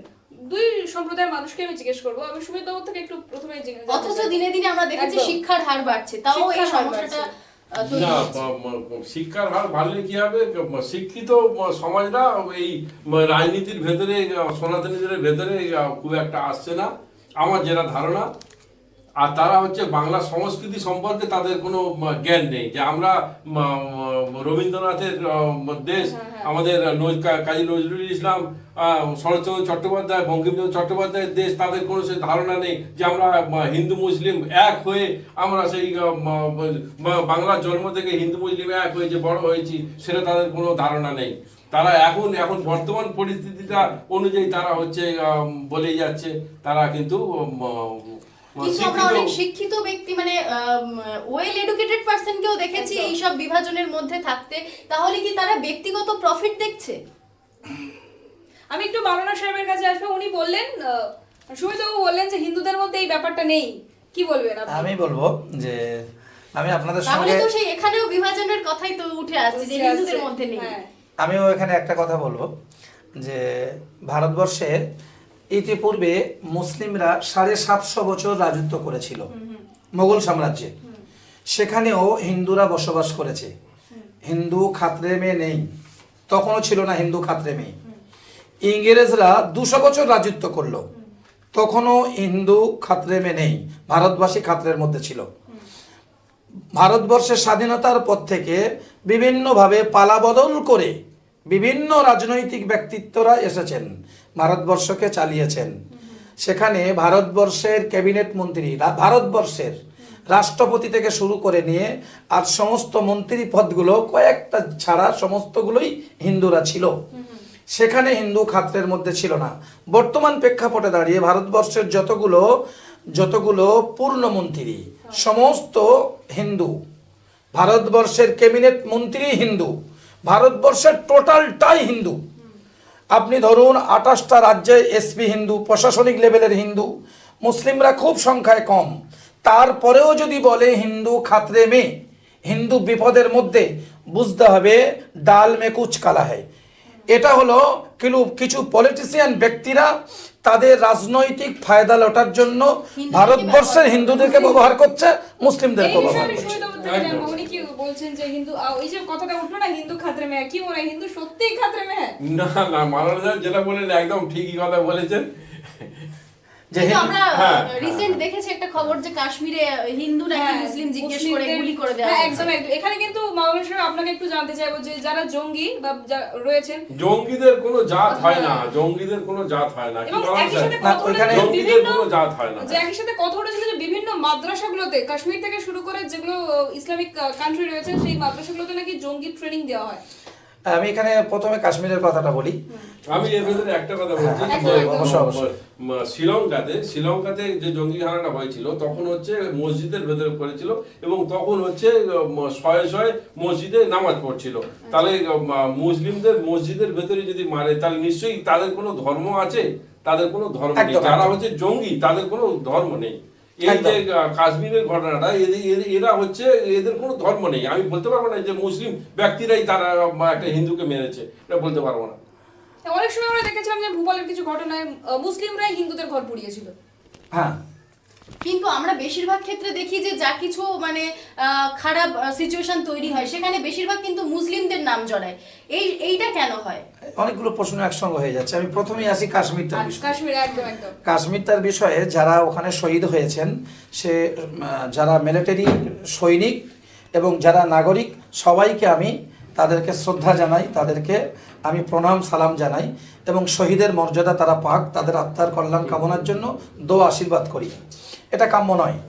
যখন কোনো ব্যক্তি দেশের শহীদ হচ্ছে তখন তার সেই মর্যাদা পাওয়া উচিত। আমি শহীদদের নিয়ে কোনো কথা নয়, আমি একটু সরে গিয়ে কথা বলবো যে পাকিস্তানের সৈনিকরা এসে ইন্ডিয়ার সৈনিকদেরকে হত্যা করে ফের চলে গেল। এই যে কথাটা, এখানে আমি একজন ভারতবর্ষের নাগরিক, আমার একটা ছোট্ট কোশ্চেন, পাকিস্তানের সঙ্গে ভারতবর্ষের কোনো দিনই বনিবনা হয় না। ডেমোক্রেসির সমস্যা। হ্যাঁ, পাকিস্তান, ইন্ডিয়া ইজ ইন্ডিয়া। আমরা ইন্ডিয়ান। পাকিস্তানের জায়গায় দাঁড়িয়ে আমরা ধিক্কার জানাই। আমাদের একটা শহীদ নয়, একটা সাধারণ নাগরিক যদি আমাদের পাকিস্তান মারে, তার জন্য আমরা পাকিস্তানের কাছে বদলা চাই, আমাদের রাষ্ট্রীয়ভাবে তার কাছে প্রতিশোধ নিতে চাই, যেহেতু আমরা ভারতীয়। কিন্তু প্রশ্ন হলো যে বর্ডার টপকে 4 কিলোমিটার ভিতরে এসে তারা মারল, মেরে আবার বুক ফুলিয়ে চলে গেল। ভারতবর্ষের যে বর্ডার সিকিউরিটি ফোর্স, যারা অতন্ত্র প্রহরা দিচ্ছে, যারা একটা পিঁপড়ে মাছি গলতে পারে না, সেই রকম একটা জায়গায়, কাশ্মীরের মতো স্পর্শকাতর জায়গায়, যেখানে 1 কিলোমিটারে 10টা করে মিলিটারি থাকে, হাফ কিলোমিটারে 5টা করে মিলিটারি থাকে এবং তারা উন্নত মানের মিলিটারি, সেইখানে এরকম একটা জায়গায় এই যে ঘটনাটা ঘটলো, এর মধ্যে অন্য কোনো গন্ধ নেই তো? এটা আমারও প্রশ্ন। কেন আজকে ভারতবর্ষের মতো একটা জায়গায় যখনই এই অশান্তিটা তৈরি হলো, তারা মেরে চলে গেল, তারপরেই ভারতবর্ষ যখন এই অশান্তির প্রেক্ষাপটে দাঁড়িয়ে প্রতিশোধ গ্রহণ করলো, সিঁদুর বলে একটা অপারেশন সিঁদুর করলো, সেটাও হঠাৎ করে মাঝরাতে গিয়ে বন্ধ হয়ে গেল। কার ইশারায় বন্ধ হলো? কার কথাতে? এই ভারতবর্ষের মতো একটা বৃহত্তম দেশের পাকিস্তানের জনগণ মিলিয়ে সৈনিক যা, আর ভারতবর্ষ শুধু সৈনিক তাই। ভারতবর্ষে 145 কোটি মানুষের বসবাস, এখানে বোম ফেলে তারা পালিয়ে যাবে, আমরা ভারতবর্ষেরা 56 ইঞ্চি বুকের ছাতি নিয়ে আমরা সেটা সহ্য করব? এটা হতে পারে না। আমরা ভারতবর্ষের এই দিন দেখতে চাই না। এটা সম্পূর্ণ, এখানে আরও কিছু গন্ধ থাকতে পারে, সেটা শুধুমাত্র ব্যবহার করছে। এটা এক। দ্বিতীয় হলো, যেখানে যে অশান্তি হয় মুসলিমদেরকে জড়ানো হয়। একদম একদম। এটা একটা বিরাট কোশ্চেন। আচ্ছা, আগে আমরা দেখেছি যে আমরা মানব ধর্মকে বেশি প্রাধান্য দিতাম। আমাদের যে বিভিন্ন মনি ঋষিরা ছিলেন তারা মানবিকতাকে আগে রাখতেন, কিন্তু বর্তমান প্রেক্ষাপটে সেই মানুষ ভুলে যাচ্ছে যে তারা মানুষ। তাদের কাছে তাদের কোন ধর্ম, তারা কোন রাজনৈতিক দলের, সেটা তাদের কাছে পরিচয় হয়ে উঠছে দিনে দিনে। এইটা মানে ঠিক কতটা খারাপ জায়গায় যাচ্ছে, বা এই বক্তব্যটাকে আপনি কিভাবে দেখেন যে মানুষ আগে ধর্ম পরে? আচ্ছা, ওটা তো আগে আসলে আমি এই যে প্রশ্নটা আপনি করছিলেন, আগের যে উত্তরটা দিচ্ছিলেন যে বারবার কেন মুসলিমদের নাম জড়ায় অপরাধী, মুসলিমদের নাম জড়াচ্ছে। আমি এই জায়গায় বলবো যে মুসলিমরা সত্যিই, আমরা মুসলিমদেরকে মনে করি মুসলিমরা খুব আবেগী। মুসলিমরা আজও ব্যবহার হচ্ছে, এর জন্য মুসলিমরা দায়ী। যেমন দেখুন, আমি একটা ছোট্ট কথা বলি, এর জন্য কিছুটা হলেও মুসলিমরা দায়ী। তাদের শিক্ষা দীক্ষা, তাদের এডুকেশান, তাদের যে এই যে মাদ্রাসা শিক্ষার কথা যেটা আপনি বললেন, এগুলো সম্পূর্ণ সাজানো। আর এর জন্য এটা অনেক আগে আপনারা প্রশ্নটা করেছিলেন, মিডিয়া। এই যে মিডিয়া না, এই মিডিয়া একটা বিরাট অঙ্কে, আমি আপনাদেরকে সামনে এটা বলা আমি জানি না আমার কতটা ঠিক হচ্ছে, মিডিয়া হলো সমাজের একটা মুখ, চতুর্থ স্তম্ভ বলা হয়। এই মিডিয়া যদি তার সত্যতা, তার নিজস্বতা বজায় না রাখে, সমাজের কাছে তারা অনেক অংশে দায়ী থাকলো। সমাজটাকে মুক্ত করতে গেলে, সন্ত্রাস মুক্ত করতে গেলে, সমাজটাকে সুন্দর করতে গেলে যেমন প্রশাসনিক দরকার, রাজনৈতিক ব্যক্তিত্বদের দরকার, মাওলানা সাহেবের দরকার, পুরোহিতের দরকার, একটা সমাজের চতুর্থ স্তম্ভ হিসাবে মিডিয়ারও দরকার। মিডিয়া আজকে নিজস্ব, আমি বললে হয়তো অনেকে আমার অন্যভাবে কথা বলবেন, অনেক মিডিয়া তাদের সিদ্ধারা সোজা নেই, তারা বিকৃত হচ্ছে। অনেক মিডিয়া তারা বিভিন্নভাবে সত্যটাকে গোপন করে মিথ্যাটা আশ্রয় নিচ্ছে, হয়তো তাদের ব্যক্তি স্বার্থের জন্য।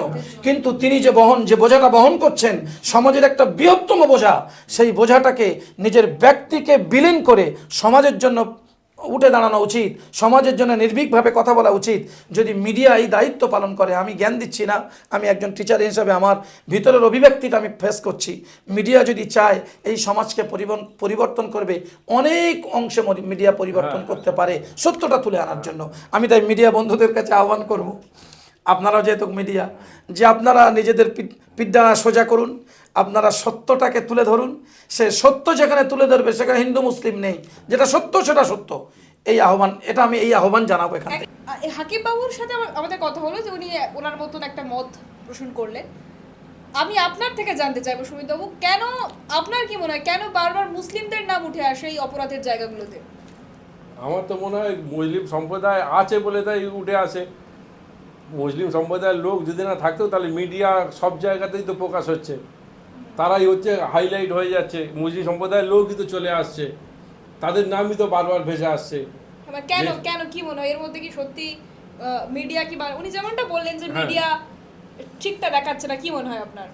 সত্যি কি মিডিয়া ঠিকটা দেখাচ্ছে না? কেন মুসলিমদের নাম আসে, হিন্দুদের নাম তো আসছে না? মুসলিমদের ভেতর বেশি অশিক্ষিত আছে, তারা হচ্ছে তার ভেতর ঢুকে যাচ্ছে। কি মাওলানা সাহেব আপনি কি বলেন? মুসলিমরা এর ভেতর তো মুসলিমদের সত্যি কি মুসলিমরা অশিক্ষিত? হ্যাঁ, এখানে আমি বলবো, আমি সুন্দরের সঙ্গে দ্বিমত পোষণ করছি যে মুসলিমদের ভিতরে অশিক্ষার হার যেমন একটা আছে, এটা অস্বীকার করার নেই। মুসলিমরা আবেগী। ঠিক আমি বলতে চাই, ভারতবর্ষের একটা গাছ আমি ওই গাছের প্রসঙ্গে আরেকটা কথা বলছি যে আপনাদের তো ঠিক আছে, আমি আগে সুমিত বাবুরটা শুনে নিই, তারপর আপনার কাছে আসছি। পীরজাদা সাহেবদের ওখানে তো শুনেছি একটা গাছের মধ্যে চারটে ফল হয়েছে, তা একটা তিতা ফল হয়েছে, একটা মিষ্টি ফল হয়েছে, একটা ঝাল ফল হয়েছে, 4টে ফল হয়েছে। আপনি এর বিষয়ে আপনি কি বলেন? আপনার মতামত কি বলেন? আমি বলবো, প্রথম বলি যেটা শিক্ষার কথা যেটা উঠে আসলো, যে উদ্দেশ্যভাবে প্রণীতভাবে একটা গাছের 4টে, যেমন সুমিতবাবু বললেন 4টে শিকড়, কোনো শিকড়টাকে কমজোর করে ওই গাছটা সুস্থ থাকতে পারে না।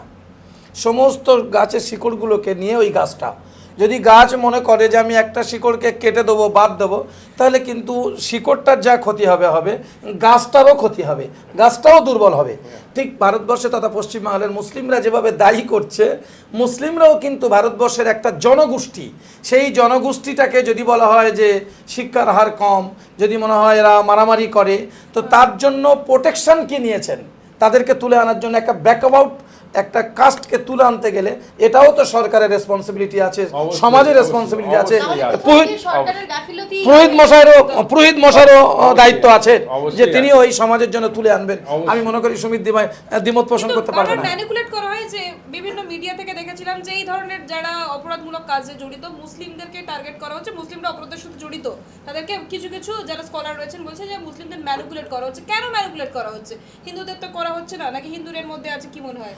না, আমি আবারও বলবো যে এখানে একই কথা বলবো যে পলিটিশিয়ানরা তারা অনেক আগে এটা ক্যালকুলেট করে ফেলে যে কাকে কোন কাজে লাগানো যাবে, কাকে কোন জায়গায় লাগালে আমার স্বার্থ সিদ্ধি হবে, একদম কোট আনকোট বলছি। সেই পলিটিশিয়ানরা তারা তাদের স্বার্থে চরিতার্থ করার জন্য মুসলিম সমাজটাকে বেশি হাতিয়ার করে, এবং সেখানে এই হিন্দু মুসলিম এই যে জায়গাটা, আজকের যদি আমি হয়তো যে জায়গায় বসেছি, আমি অনেকটা খোলামেলাই কথা বলতে চাই যে আজকের যেটা যে বর্তমানে যেন দেখতে গেলে দুটো সম্প্রদায় যেন দুটো জায়গায় ভাগাভাগি হয়ে গেল। হিন্দু সম্প্রদায় একটা রাজনৈতিক প্রেক্ষাপটে থাকবে, মুসলিম সম্প্রদায় একটা রাজনৈতিক কারা প্রেক্ষাপটে করলো থাকবে। এই যে ডিভাইডেশনটা, মানে এই যে ডিভিশনটা, সেটা মানে কারা করলো? এটা তো অবশ্যই, এটা বলবো অবশ্যই ডিভিশনটা ভারতবর্ষের যারা অনেক বড় ক্ষমতায় বসে আছেন তারা আমাদের দেশের অভিভাবক, আমাদের দেশের তারা আমাদের দায়িত্বশীল ব্যক্তি, তাদের উচিত ভারতবর্ষের কোথাও যেন এই বিশৃঙ্খলা তৈরি না হয় তার জন্য প্রোটেক্ট দেওয়া, তার জন্য ডিসিশন নেওয়া, তার জন্য পরিকল্পনা নেওয়া। আর যদি সেই সেখান থেকেই শিক্ষা, এর ভেতরেও অনেক শিক্ষা, সেখান থেকেই যদি শিক্ষা শুরু হয়, না হলে শিক্ষা তো একটা পার্ট আছেই, শিক্ষা একটা পার্ট আছেই। শিক্ষা যদি আমি বলা হয়, আমি সঙ্গীতবাবুকে প্রশ্ন কিন্তু করছি, আমরা তো দেখেছি যে বেশিরভাগ মানে জঙ্গিরা শিক্ষিতই হয়, তো সেক্ষেত্রে যে শিক্ষা কিভাবে এটা আমি ওই কথাটা বলতে চাচ্ছিলাম। একদম একদম। আমি সঙ্গীতবাবুকে বলবো যে এখন থেকে 20 বছর আগে, 30 বছর আগে শিক্ষার পার্সেন্টেজ কত ছিল, আর বর্তমানে শিক্ষার পার্সেন্টেজ কত এসেছে? বেড়েছে না কমেছে? নিশ্চয়ই বেড়েছে। অনেক বেড়েছে, তাহলে এখন থেকে অনেক 30 বছর আগে মানুষ ভেজাল দিত কোথায়? ভেজাল দিত দুধে, ভেজাল দিত দিয়ে মানুষের কাছে 10 টাকা বিক্রি করত। এখন তার থেকে অনেক অনেক অনেক গুণে শিক্ষার মান বেড়েছে। এখন মানুষ ভেজাল দিচ্ছে ঔষধে, যেটা মানুষের জীবননাশক। তার মানে শুধু শিক্ষাই যে বাড়লেই পিছিয়ে যাবে এমনটা নয়। এই আমাদের ম্যাডাম যে কথাটা বললেন যে যারা টেরোরিস্ট হয়, আমি একদম একমত, 100% একমত। যারা টেরোরিস্ট হয় কম্পিউটার ইঞ্জিনিয়ার, সে হিন্দুর হতে পারে, মুসলিম হতে পারে। যেমন মাদ্রাসার কথা বলছেন, আমি একটা কথা বলি, সাদি প্রজ্ঞা সিং ঠাকুর, তিনি একজন খুনি। সাদি প্রজ্ঞা সিং ঠাকুর একজন মস্ত বড় একটা, তিনি বড় একটা চালান, বড় একটা মঠ চালান। তিনিও খুনির আসামি। সুপ্রিম কোর্টে খবরে আনন্দবাজার পত্রিকায় বড় করে বের হয়েছিল তিনি খুনির আসামি। এবং অনেক পুরোহিত রয়েছে, যেমন আমি বলবো পাকিস্তানের মাসুদ আজহার, যারা অনেক বড় পণ্ডিত, তারপরেও তাদের কাজকামের সঙ্গে আমরা একমত নয়। তারা ভারতবর্ষে থাকলে ভারতবর্ষের বিরোধী করছে, বিভিন্ন দেশে থাকলে অন্যায়, যেটা অন্যায় ভারতবর্ষে থাকলে অন্যায়, পৃথিবীর যে কোনো প্রান্তে থাকলে অন্যায়। অতএব শিক্ষা শুধু নয়, শিক্ষার সঙ্গে সঙ্গে জিস্ট যেটা পলিটিশিয়ান ব্যক্তিরা নিজেদের স্বার্থ চরিতার্থ করার জন্য মানুষকে ব্যবহার করছে। কিন্তু তার ভেতরে মুসলিম মানে সম্প্রদায়কে এখানে বেশি, ব্যক্তি স্বার্থটা বেশি করে ব্যক্তি স্বার্থটা বেশি হচ্ছে। মুসলিম সম্প্রদায়কে বেশি ব্যবহার করছে, মুসলিম সম্প্রদায়কে বেশি ব্যবহার করছে। কেন ব্যবহার কিন্তু করছে? তারা শুধু কি ব্যবহারের শিক্ষার শিকার অভাব? হচ্ছে কেন? হ্যাঁ একদমই তাই, তারা ব্যবহারের শিকার হচ্ছে কেন? শুধু কি শিক্ষার অভাব? শুধু কি সুনীতা বলুন। আমি সুবিধাকে বলতে চাইছি যে উনি তো ওনার মতন একটা বিশ্লেষণ করলেন। তো আমরা মুসলিমরা কি যে মনে হয় বারে বারে মুসলিমরা, ব্যবহারের হ্যাঁ, শিকার হচ্ছে, ব্যবহারের সেটা শিকার কেন হচ্ছে? কেন হচ্ছে কি মনে হয়? শিক্ষার অভাব, মুসলিম গোষ্ঠীর ভেতরে শিক্ষার অভাব। তো মাওলানা সাহেব আপনি কি বলেন? আমি তো এই কথাটা বললাম যে শুধু শিক্ষা নয়, শুধু শিক্ষা নয়, আমি সুনীতার সঙ্গে একমত নয়, শুধু শিক্ষা নয়। এখানে শিক্ষার, আমি আবারও সেই কথাটা বলবো, শিক্ষার সঙ্গে সঙ্গে মানুষের, দেখুন একটা মানুষের মৌলিক কিছু অধিকার থাকে, স্বাস্থ্য, শিক্ষা, খাদ্য, বাসস্থান, এগুলো তো অধিকার থাকে। যখন একজন মানুষের সেই রকম জায়গায় কমিয়ে আনবে, সেরকম জায়গায় তাকে প্রতিদ্বন্দ্বী ফেলে দেওয়া হবে। আমি জাস্ট একটা উদাহরণ দিই। ধরুন আমি আমার তরফ থেকে আমি 10টা মানুষকে 5,000 করে টাকা দেবো, কিন্তু দেখা যাচ্ছে ওই পাড়াতে মানুষ অভাবগ্রস্ত মানুষ আছে 20টা, আমি 5টাকে ফলো করছি, 15টা কিন্তু তারা টেরোরিস্ট করার জন্য আমার পেছনে লেগে পড়বে। এই যে একটা পার্ট, এখানে যারা দায়িত্বে থাকে, আজকে আমি যে কথাটা বলতে গিয়ে আপনারা অন্য কোশ্চেন দিলেন, আমি আপনাদের সঙ্গে একমত নয় যে দুটো ভাগ হচ্ছে। হিন্দু সম্প্রদায়ের মানুষ বিজেপি করবে, মুসলিম সম্প্রদায়ের মানুষ তৃণমূল করবে। আমি আর এটা ধর্মীয় মানুষ হয়ে আর বলতে আমার আটকালো না। এই যে জায়গাটা তৈরি হয়েছে, এটা আমাদের কাম্য ছিল না। এটা অ্যাকচুয়ালি এটা একটা পলিটিশিয়ান ব্যক্তিরা তারা নিজেদের মতো করে এটাকে তৈরি করে দেওয়া হলো। হ্যাঁ, হিন্দুদের যে না, হিন্দুত্ব আমি সেটাও আমি তো এটা ব্যবহার করা আমি হচ্ছে। আমি এটার ভেতরে একমত হতে পারছি না। তার কারণ কি, হিন্দু মুসলিমের ভেতরে বিজেপি আর তৃণমূল, এটা আমি না মেনে নিতে পারবো না। বিজেপি যে দল, তারা কিন্তু হিন্দুত্ব যে বাদটাকে ইউজ হিন্দু করছে, ইউজ হিন্দুত্ব। করছে, তারা বলছে তাই আমরা বলে ইসলাম এই নয়, হিন্দুত্ববাদ। তাই বলে এই নয় যে বিজেপির ভেতরেও মুসলিম আছে, একদম। আবার তৃণমূলের ভেতরেও হিন্দু আছে। অবশ্যই আছে, কিন্তু সেখানে কিছুটা হলেও যে রেশিও সেটা সমান সমান, কিন্তু বিজেপির ক্ষেত্রে দেখা যায় যে সংখ্যালঘু সম্প্রদায়ের মানুষ খুবই কম, হয়তো 1%।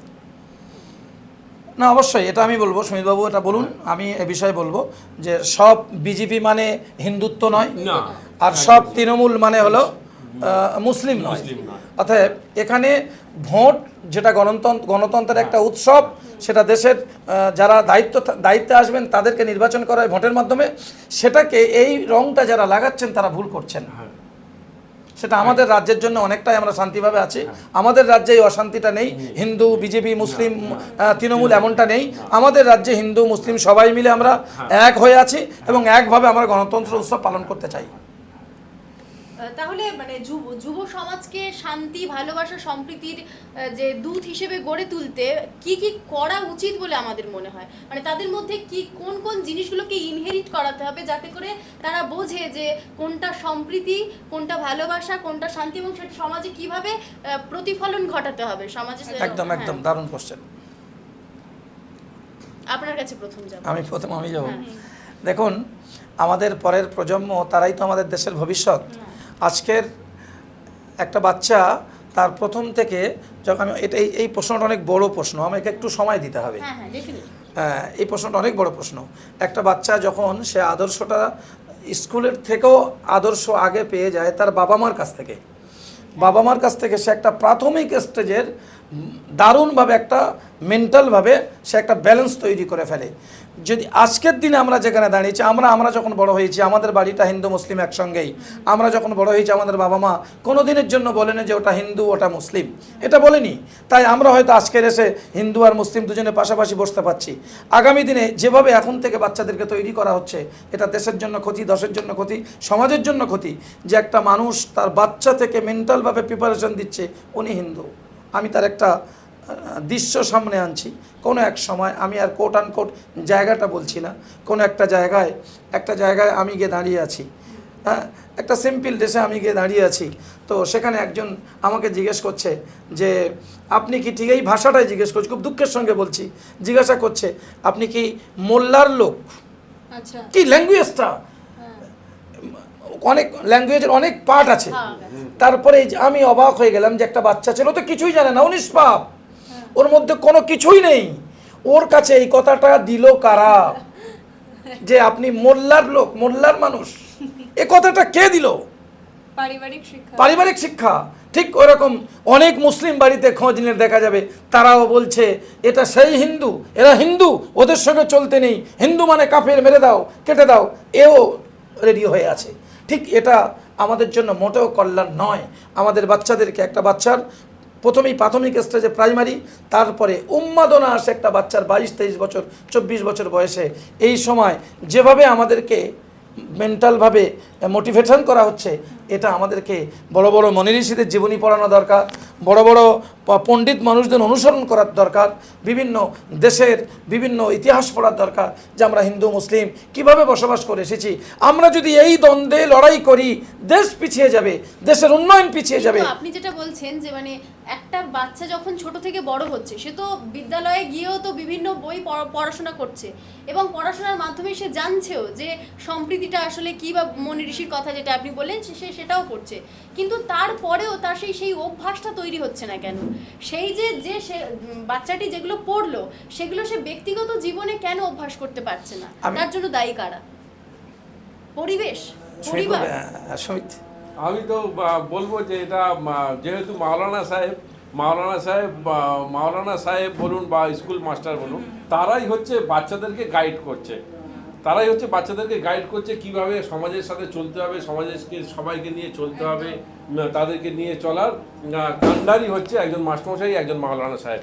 তা সেই জন্যে আমি আমার বার্তা হিসেবে মাওলানা সাহেবকে বলবো যে আপনি পরবর্তীকালে এখন যা করে আসছেন বা বড়দের যা করবেন, এদেরকে ওইভাবেই সাম্প্রদায়িক সম্প্রীতি নিয়েই যেন চলে, এরকমভাবেই তৈরি করুন। কারণ কি, আমরা এরকমভাবেই তাদেরকে যদি না তৈরি করতে পারি পরবর্তীকালে, তাহলে এটা আরও বড় আকার ধারণ করবে। আমি সুমিতের কথাই বলবো, আমি তো 100 বাচ্চাকে পড়াই, আমি 100 বাচ্চা কি আমার সব 100 বাচ্চা সমাজের সব করে ফেলবে? এমনটা তো নয়। আমি তো একজন মাওলানা মাস্টার মশাই, তা আমি কি একাই সমাজে সব কিছু করতে সক্ষম হব? আমাদের উদ্দেশ্য হচ্ছে এইটাই, যাতে সব মাওলানা সাহেব, সব স্কুল মাস্টারমশাই সাহেব, তারা হচ্ছে এরকম ভাবে। সুমিতবাবু বাদ যাচ্ছে কেন সেখানে? সুমিতবাবু বাদ যাচ্ছে কেন? সুমিতবাবুর কথাটা শুনবো আগে, তারপর বলুন। সুমিতবাবুও বাদ নয়। আমি আমার ধর্মস্থান থেকে আমাদের সম্প্রীতির বার্তাই তো সবাইকে শেখানো হয়। ধর্ম ধর্ম যার যার উৎসব সবার, ধর্ম যার যার উৎসব সবার। আমাদের এটা ধর্মগ্রন্থিতেই রয়েছে। আমাদের দুর্গা পুজো বলুন, কালী পুজো বলুন, সব ধর্মের লোক আসে। আমার কাছে বাসার সাহেব না আসলে আমার পুজোই হয় না। আমার কালী পুজোর রাত্রে মগরাটে বাসার সাহেব না হলে আমার পুজোই হয় না। তো এগুলো তো করতে হবে। আমরা এই সম্প্রদায় নিয়েই তো চলে এসেছি এবং সম্প্রীতি নিয়েই চলবো। এবং আমার বক্তব্য যে মাওলানা সাহেব, আপনি আপনার হাতে যত শিশু আছে, যত বাচ্চা আছে, আপনি তাদেরকে এরকমভাবেই তৈরি করুন যাতে আমরা পরবর্তী প্রজন্মতেও সব একে অপরের উপরে নির্ভর করে চলি। কোথাও গিয়ে পিস এডুকেশনটা ছোট থেকেই খুব দরকার। একদম, আমি বলবো একদম পিস এডুকেশনটা প্রাথমিক দরকার। এখানে একটা কথা বলে নিই, এর জন্য আমাদের ম্যাডাম বললেন, এর জন্য আমি কোট আনকোট বলবো সমাজ দায়। এ সমাজ এমনভাবে আমরা এমন একটা সমাজের কাছে আমরা চলে যাচ্ছি যেখান থেকে ফিডব্যাক আসা সম্ভব নয়। এর জন্য সমাজ দায়ী, আমাদের সমাজ দায়ী। এর কি বলবো, এর সলিউশন হিসাবে আমি বলবো আমাদের মতো যারা মানুষ আছে, ধর্মীয় মানুষ, যারা শিক্ষিত মানুষ, যারা টিচার, যারা স্কুল কলেজ ইউনিভার্সিটি, যারা বিভিন্ন সমাজে যারা সমাজ কারিগর, যারা তাদেরকে একদম সম্প্রীতির মজবুত জায়গায় দাঁড়িয়ে এই বার্তাটা দিতে হবে। শুধু বার্তা নয়, এই আমরা স্টুডিওতে বসে কথা দিয়ে চলে গেলাম, ফিল্ডে নেমে আমাদেরকে এটা শেখাতে হবে যে না, হিন্দু মুসলিম বলে কেউ নেই, একটা মানুষের পরিচয় আগে ধর্মে নয়, আগে মানুষ। মানুষ না থাকলে ধর্ম করবে কে? তাই তো, একজনের যদি রক্তের যদি প্রয়োজন হয়, তা আমি তখন বলবো যে না, আমার হিন্দু রক্ত দাও, এটা তো কখনোই সম্ভব নয়। একদম। হ্যাঁ, তখন তো এটা বিচার হবে না। ধর্মীয় যে বিপ্লব সেটা আলাদা জায়গায়, হ্যাঁ, আর রাজনৈতিক যে বিপ্লব সেটা আলাদা জায়গায়। তারা, আপনাদের কি মনে হয় যে যখন কোনো ব্যক্তি রাজনীতি করতেছে, রাজনীতিটা বুঝে ধর্ম রাজনীতি দুটো আলাদা জায়গায় রেখে রাজনীতি করা উচিত? একদম, এটা আমি একদম একমত। মানে রাজনৈতিক ক্ষেত্রেও আমার মনে হয় প্রপার এডুকেশনটা দরকার হয়। একদম। আমি এখানে রাজনৈতিক মঞ্চ নয়, তারপরেও আমি একটা ছোট্ট করে প্রশ্ন করব যে আমাদের দেশে এরকম একটা আইন হওয়া উচিত, আমাদের দেশে এরকম একটা সংবিধান হওয়া উচিত যে প্রধানমন্ত্রী হতে গেলে এই এডুকেটেড হতে হবে, এমএ পাস। আমি জাস্ট একটা পার্ট বলছি। একজন স্বরাষ্ট্রমন্ত্রী হতে গেলে তার এইরকম এডুকেশন হতে হবে, একজন বিদেশ মন্ত্রী হতে গেলে তার এরকম হতে হবে, এই এডুকেশনের স্কেল আনতে হবে, একজন প্রধান হতে গেলে তার এই স্কেল আনতে হবে, একজন মেম্বার হলে তার এই স্কেল আনতে হবে, একজন মন্ত্রী হলে তার এটা করা উচিত। যে ধরুন কখনো বলছে যে এইবার কেউ মানে পঞ্চায়েতের মেম্বার হতে গেলে তাকে এসসি হতে হবে বা তাকে ওবিসি কাস্টের একজন মানুষ হতে হবে। সেক্ষেত্রে দেখা যাচ্ছে যে মানুষ ভুয়ো সার্টিফিকেটও বের করে নিচ্ছে, তাহলে সেটা কিভাবে যুক্তিযুক্ত হবে? দেখুন, ওটা প্রশাসনিক ব্যাপার, ওগুলো তানারাই জাস্টিস করবে, ওটা আমাদের কথা নয়। না, ধর্মের সঙ্গে সম্পর্ক নেই, কিন্তু এই যে এডুকেশনাল কোয়ালিফিকেশনের যে কথা উঠলো, সেটা মানুষ চাইলেই তো এখন বের করে নিতে পারছে। হ্যাঁ, তার জন্য প্রশাসক কিংবা প্রশাসন সচেতন হতে হবে, যাতে এরকম কোনো জায়গা থেকে না ডিসক্যারিট হয়ে যায়। আরও সক্রিয় ভূমিকা নিতে হবে সরকার কিংবা আরও যারা ক্ষমতায় থাকবে, আরও সক্রিয় জায়গা নিতে হবে। আচ্ছা, আমি লাস্ট কোয়েশ্চেন করতে চাইবো। এই অনুষ্ঠান তো প্রায় শেষের দিকে চলে এসেছে এবং অনুষ্ঠানের যে আলোচনার বিষয় ছিল সেটা যথেষ্ট একেবারেই গভীরে গিয়ে আমরা বিশ্লেষণ করলাম, দর্শকদের হয়তো বোঝার সুবিধা থাকবে। যে আমি লাস্ট প্রশ্ন করব, এই যে এত সম্প্রীতির বার্তা দিলেন আপনারা, তো কি মনে হয় আপনার হোক বা আপনার মানে সুমিত বাবু হোক বা হাকিম বাবু, আপনার নিজেদের যে ধর্মে তার মধ্যে কি কোনো কিছু পরিবর্তন করার দরকার আছে? হাকিম বাবু প্রথমেই বলুন, তারপর আমি সুমিত বাবু। ধর্ম পরিবর্তন করার দরকার নেই, ধর্মটা ভালো করে জানুন। ধর্ম পরিবর্তন না, ধর্মের মধ্যে কিছু পরিবর্তন না, ধর্মের মধ্যে পরিবর্তনের দরকার নেই। যারা এই ধর্ম, যে যার ধর্ম সেই তার থাকুক, যারা এই জায়গা থেকে আসছেন, যারা ধর্ম নিয়ে কথা বলতে যাচ্ছেন, ভালো করে ধর্মটা আগে পড়ে আসুক। একদম। হিন্দু ধর্মে, মুসলিম ধর্মে, যে কোনো ধর্মের যারা ধর্ম নিয়ে কথা বলতে যাচ্ছেন, যারা ধর্ম নিয়ে এগিয়ে যাচ্ছেন, ধর্মটা ভালো করে জেনে আসুক। সব ধর্মেরই মূল থিম হলো শান্তির কথা বলা, সম্প্রীতির কথা বলা। তাহলে সেই ধর্ম থেকে অশান্তিগুলো আসে কি করে? তার মানে নয় তারা ধর্ম জানে না, আর না ধর্ম জেনে ধর্মটা মানে না। এ দুটোর একটা। সুমিত বাবু, আপনি বলুন। আমি এক্ষেত্রে একটাই কথা বলবো, আমি যে পথ দিয়েই যাই, আমি যদি লক্ষ্মীকান্তপুর লোকাল দিয়ে যাই বা ক্যানিং দিয়ে যাই বা ডায়মন্ডহারবার দিয়ে যাই বা কাকদ্বীপ দিয়ে যাই বা বারুইপুর লোকালেও যদি যাই, আমার গন্তব্যস্থল শিয়ালদায়, আমাকে শিয়ালদাতেই যেতে হবে। তা সেই জন্যই বলছি আমাদের ধর্মটা ধর্ম জায়গায় থাক আর রাজনীতির জায়গায় থাক। এই ধর্মের মধ্যে এত কিছু পরিবর্তন দরকার না, না, না, ধর্মের ভেতরে কোনো পরিবর্তনের দরকার নেই। না, আরো কিছু বার্তা দেওয়া দরকার আছে। না, না, না, ধর্মের জায়গায় ধর্মের কোনো পরিবর্তনের কোনো দরকার নেই। ধর্মটা যারা ডিভাইড করতে আসছে, তারা ধর্মটা যেন জানুক, ধর্মটা নিয়ে পড়ুক, ধর্মটা নিয়ে জানুক, এটাই ব্যাস। তাহলে আজকের এই লাইভ থেকে আমাদের দর্শক বন্ধুদের জন্য আপনাদের তরফ থেকে কোনো যদি বার্তা থাকে সেটা একটু যদি বলেন। প্রথমে আমি বলি, একটা বার্তা হলো এটাই যে আমরা যে সন্ধিক্ষণে দাঁড়িয়েছি, যে পরিস্থিতির সম্মুখীন আমরা, আগামীকাল 4 তারিখ, একদম এটা গুরুত্বপূর্ণ একটা দিন। এটা পশ্চিমবাংলার মানুষ একটা অস্থিরতার মধ্যে সময় কাটছে। তো আমরা প্রত্যেকটা জনগণের কাছে, প্রত্যেকটা পশ্চিমবাংলার প্রত্যেকটা আপামর জনসাধারণের কাছে একটা কথা বলবো যে দেখুন, মানুষের রায়, মানুষ জনগণ একটা সিদ্ধান্ত নিয়েছেন। এই সিদ্ধান্ত নিতে গিয়ে অনেক কথা উঠে আসবে, আমি সেগুলো ব্যাকে যাব না, যেহেতু হয়ে গিয়েছে, ভোট পর্ব শেষ হয়ে গিয়েছে। আমরা প্রত্যেকের কাছে এই আহ্বান করব, জনগণের রায়টাকে আমাকে মানতেই হবে, সম্মান করতে হবে। জনগণের রায়কে সম্মান করতেই হবে। জনগণের রায়কে সম্মান করতে গেলে তার সঙ্গে সঙ্গে এসে যাবে, আমি যদি কোনো সিদ্ধান্তকে সম্মান করি তাহলে সেখানে আমার ইচ্ছার বিরুদ্ধে যদি কোনো রায় যায় সেটাও মেনে নেওয়া। সেই জন্য পশ্চিমবাংলার প্রত্যেকটা জনগণকে বলবো, প্রত্যেকটা ভোটার্সদেরকে বলবো, প্রত্যেকটা ডিস্ট্রিক্ট ওয়াইজ প্রত্যেকের কাছেই এই অনুরোধ থাকলো, একদম বিনয়ের সঙ্গে অনুরোধ থাকলো যে সিদ্ধান্তটা আপনারা সম্মান করে নিজ নিজ জায়গায় থেকে শান্তি ও সম্প্রীতি বজায় রেখে, আমি একজন রাজ্যের নাগরিক, দেশের নাগরিক, আমার দিয়ে যেন কোনো একটা অশান্তির বাতাবরণ তৈরি না হয়, এর জন্য আমার রেসপন্সিবিলিটি আমার নিজের। সবাই এই জায়গায় থেকে পশ্চিমবাংলা শান্তির জায়গা, রবীন্দ্রনাথের জায়গা, নজরুলের জায়গা, বিবেকানন্দের জায়গা, এখানে বহু মনীষী এসেছেন, শান্তির কথা বলেছেন। আজও পর্যন্ত আমরা পশ্চিমবাংলাতে শান্তিতে বসবাস করছি। যারা আমাদের অভিভাবক অভিভাবিকা আছেন সবাই আমাদের নিয়ে শান্তিতে আজও চলছেন। সেই শান্তির কামনা করি প্রত্যেকটা জনগণের কাছে। আমরা আশা করব আগামীকাল যে সিদ্ধান্ত হবে সেই সিদ্ধান্তটা সম্মান জানিয়ে শান্তি বজায় রেখে আমরা একে অপরের হাতে হাত রেখে কাঁধ রেখে তার মোকাবেলা করব গণতান্ত্রিক পদ্ধতিতে। মোরা একই বৃন্তে দুইটি কুসুম, হিন্দু মুসলমান, মুসলিম তার নয়নমণি, হিন্দু তাহার প্রাণ। আমি এইটাই বলবো যে ভোট আসবে, ভোট যাবে, কিন্তু আমাদের এই সাম্প্রদায়িক সম্প্রীতি যেন চিরস্থায়ী থাকে। এই বলে আমি আমার স্টুডিও এবং আমার দর্শক, আমার যত ভাই বোন আছে সকলের কাছে আমার নমস্কার, শ্রদ্ধা, ভালোবাসা, অভিনন্দন। আমিও আমাদের স্টুডিওতে যারা আমাদের এই চ্যানেলটা দেখছেন এবং যত স্টাফ আছেন ক্যামেরা সামনে পিছনে, প্রত্যেককে সাধুবাদ জানাই, তাদের প্রত্যেকে আমি কুর্নিশ জানাই। আপনারা আমাদের এই সুযোগ করে দিয়েছেন কথা বলার জন্য। আপনারা মতামত দেবেন, আমাদেরকে অন্যভাবে নেবেন না।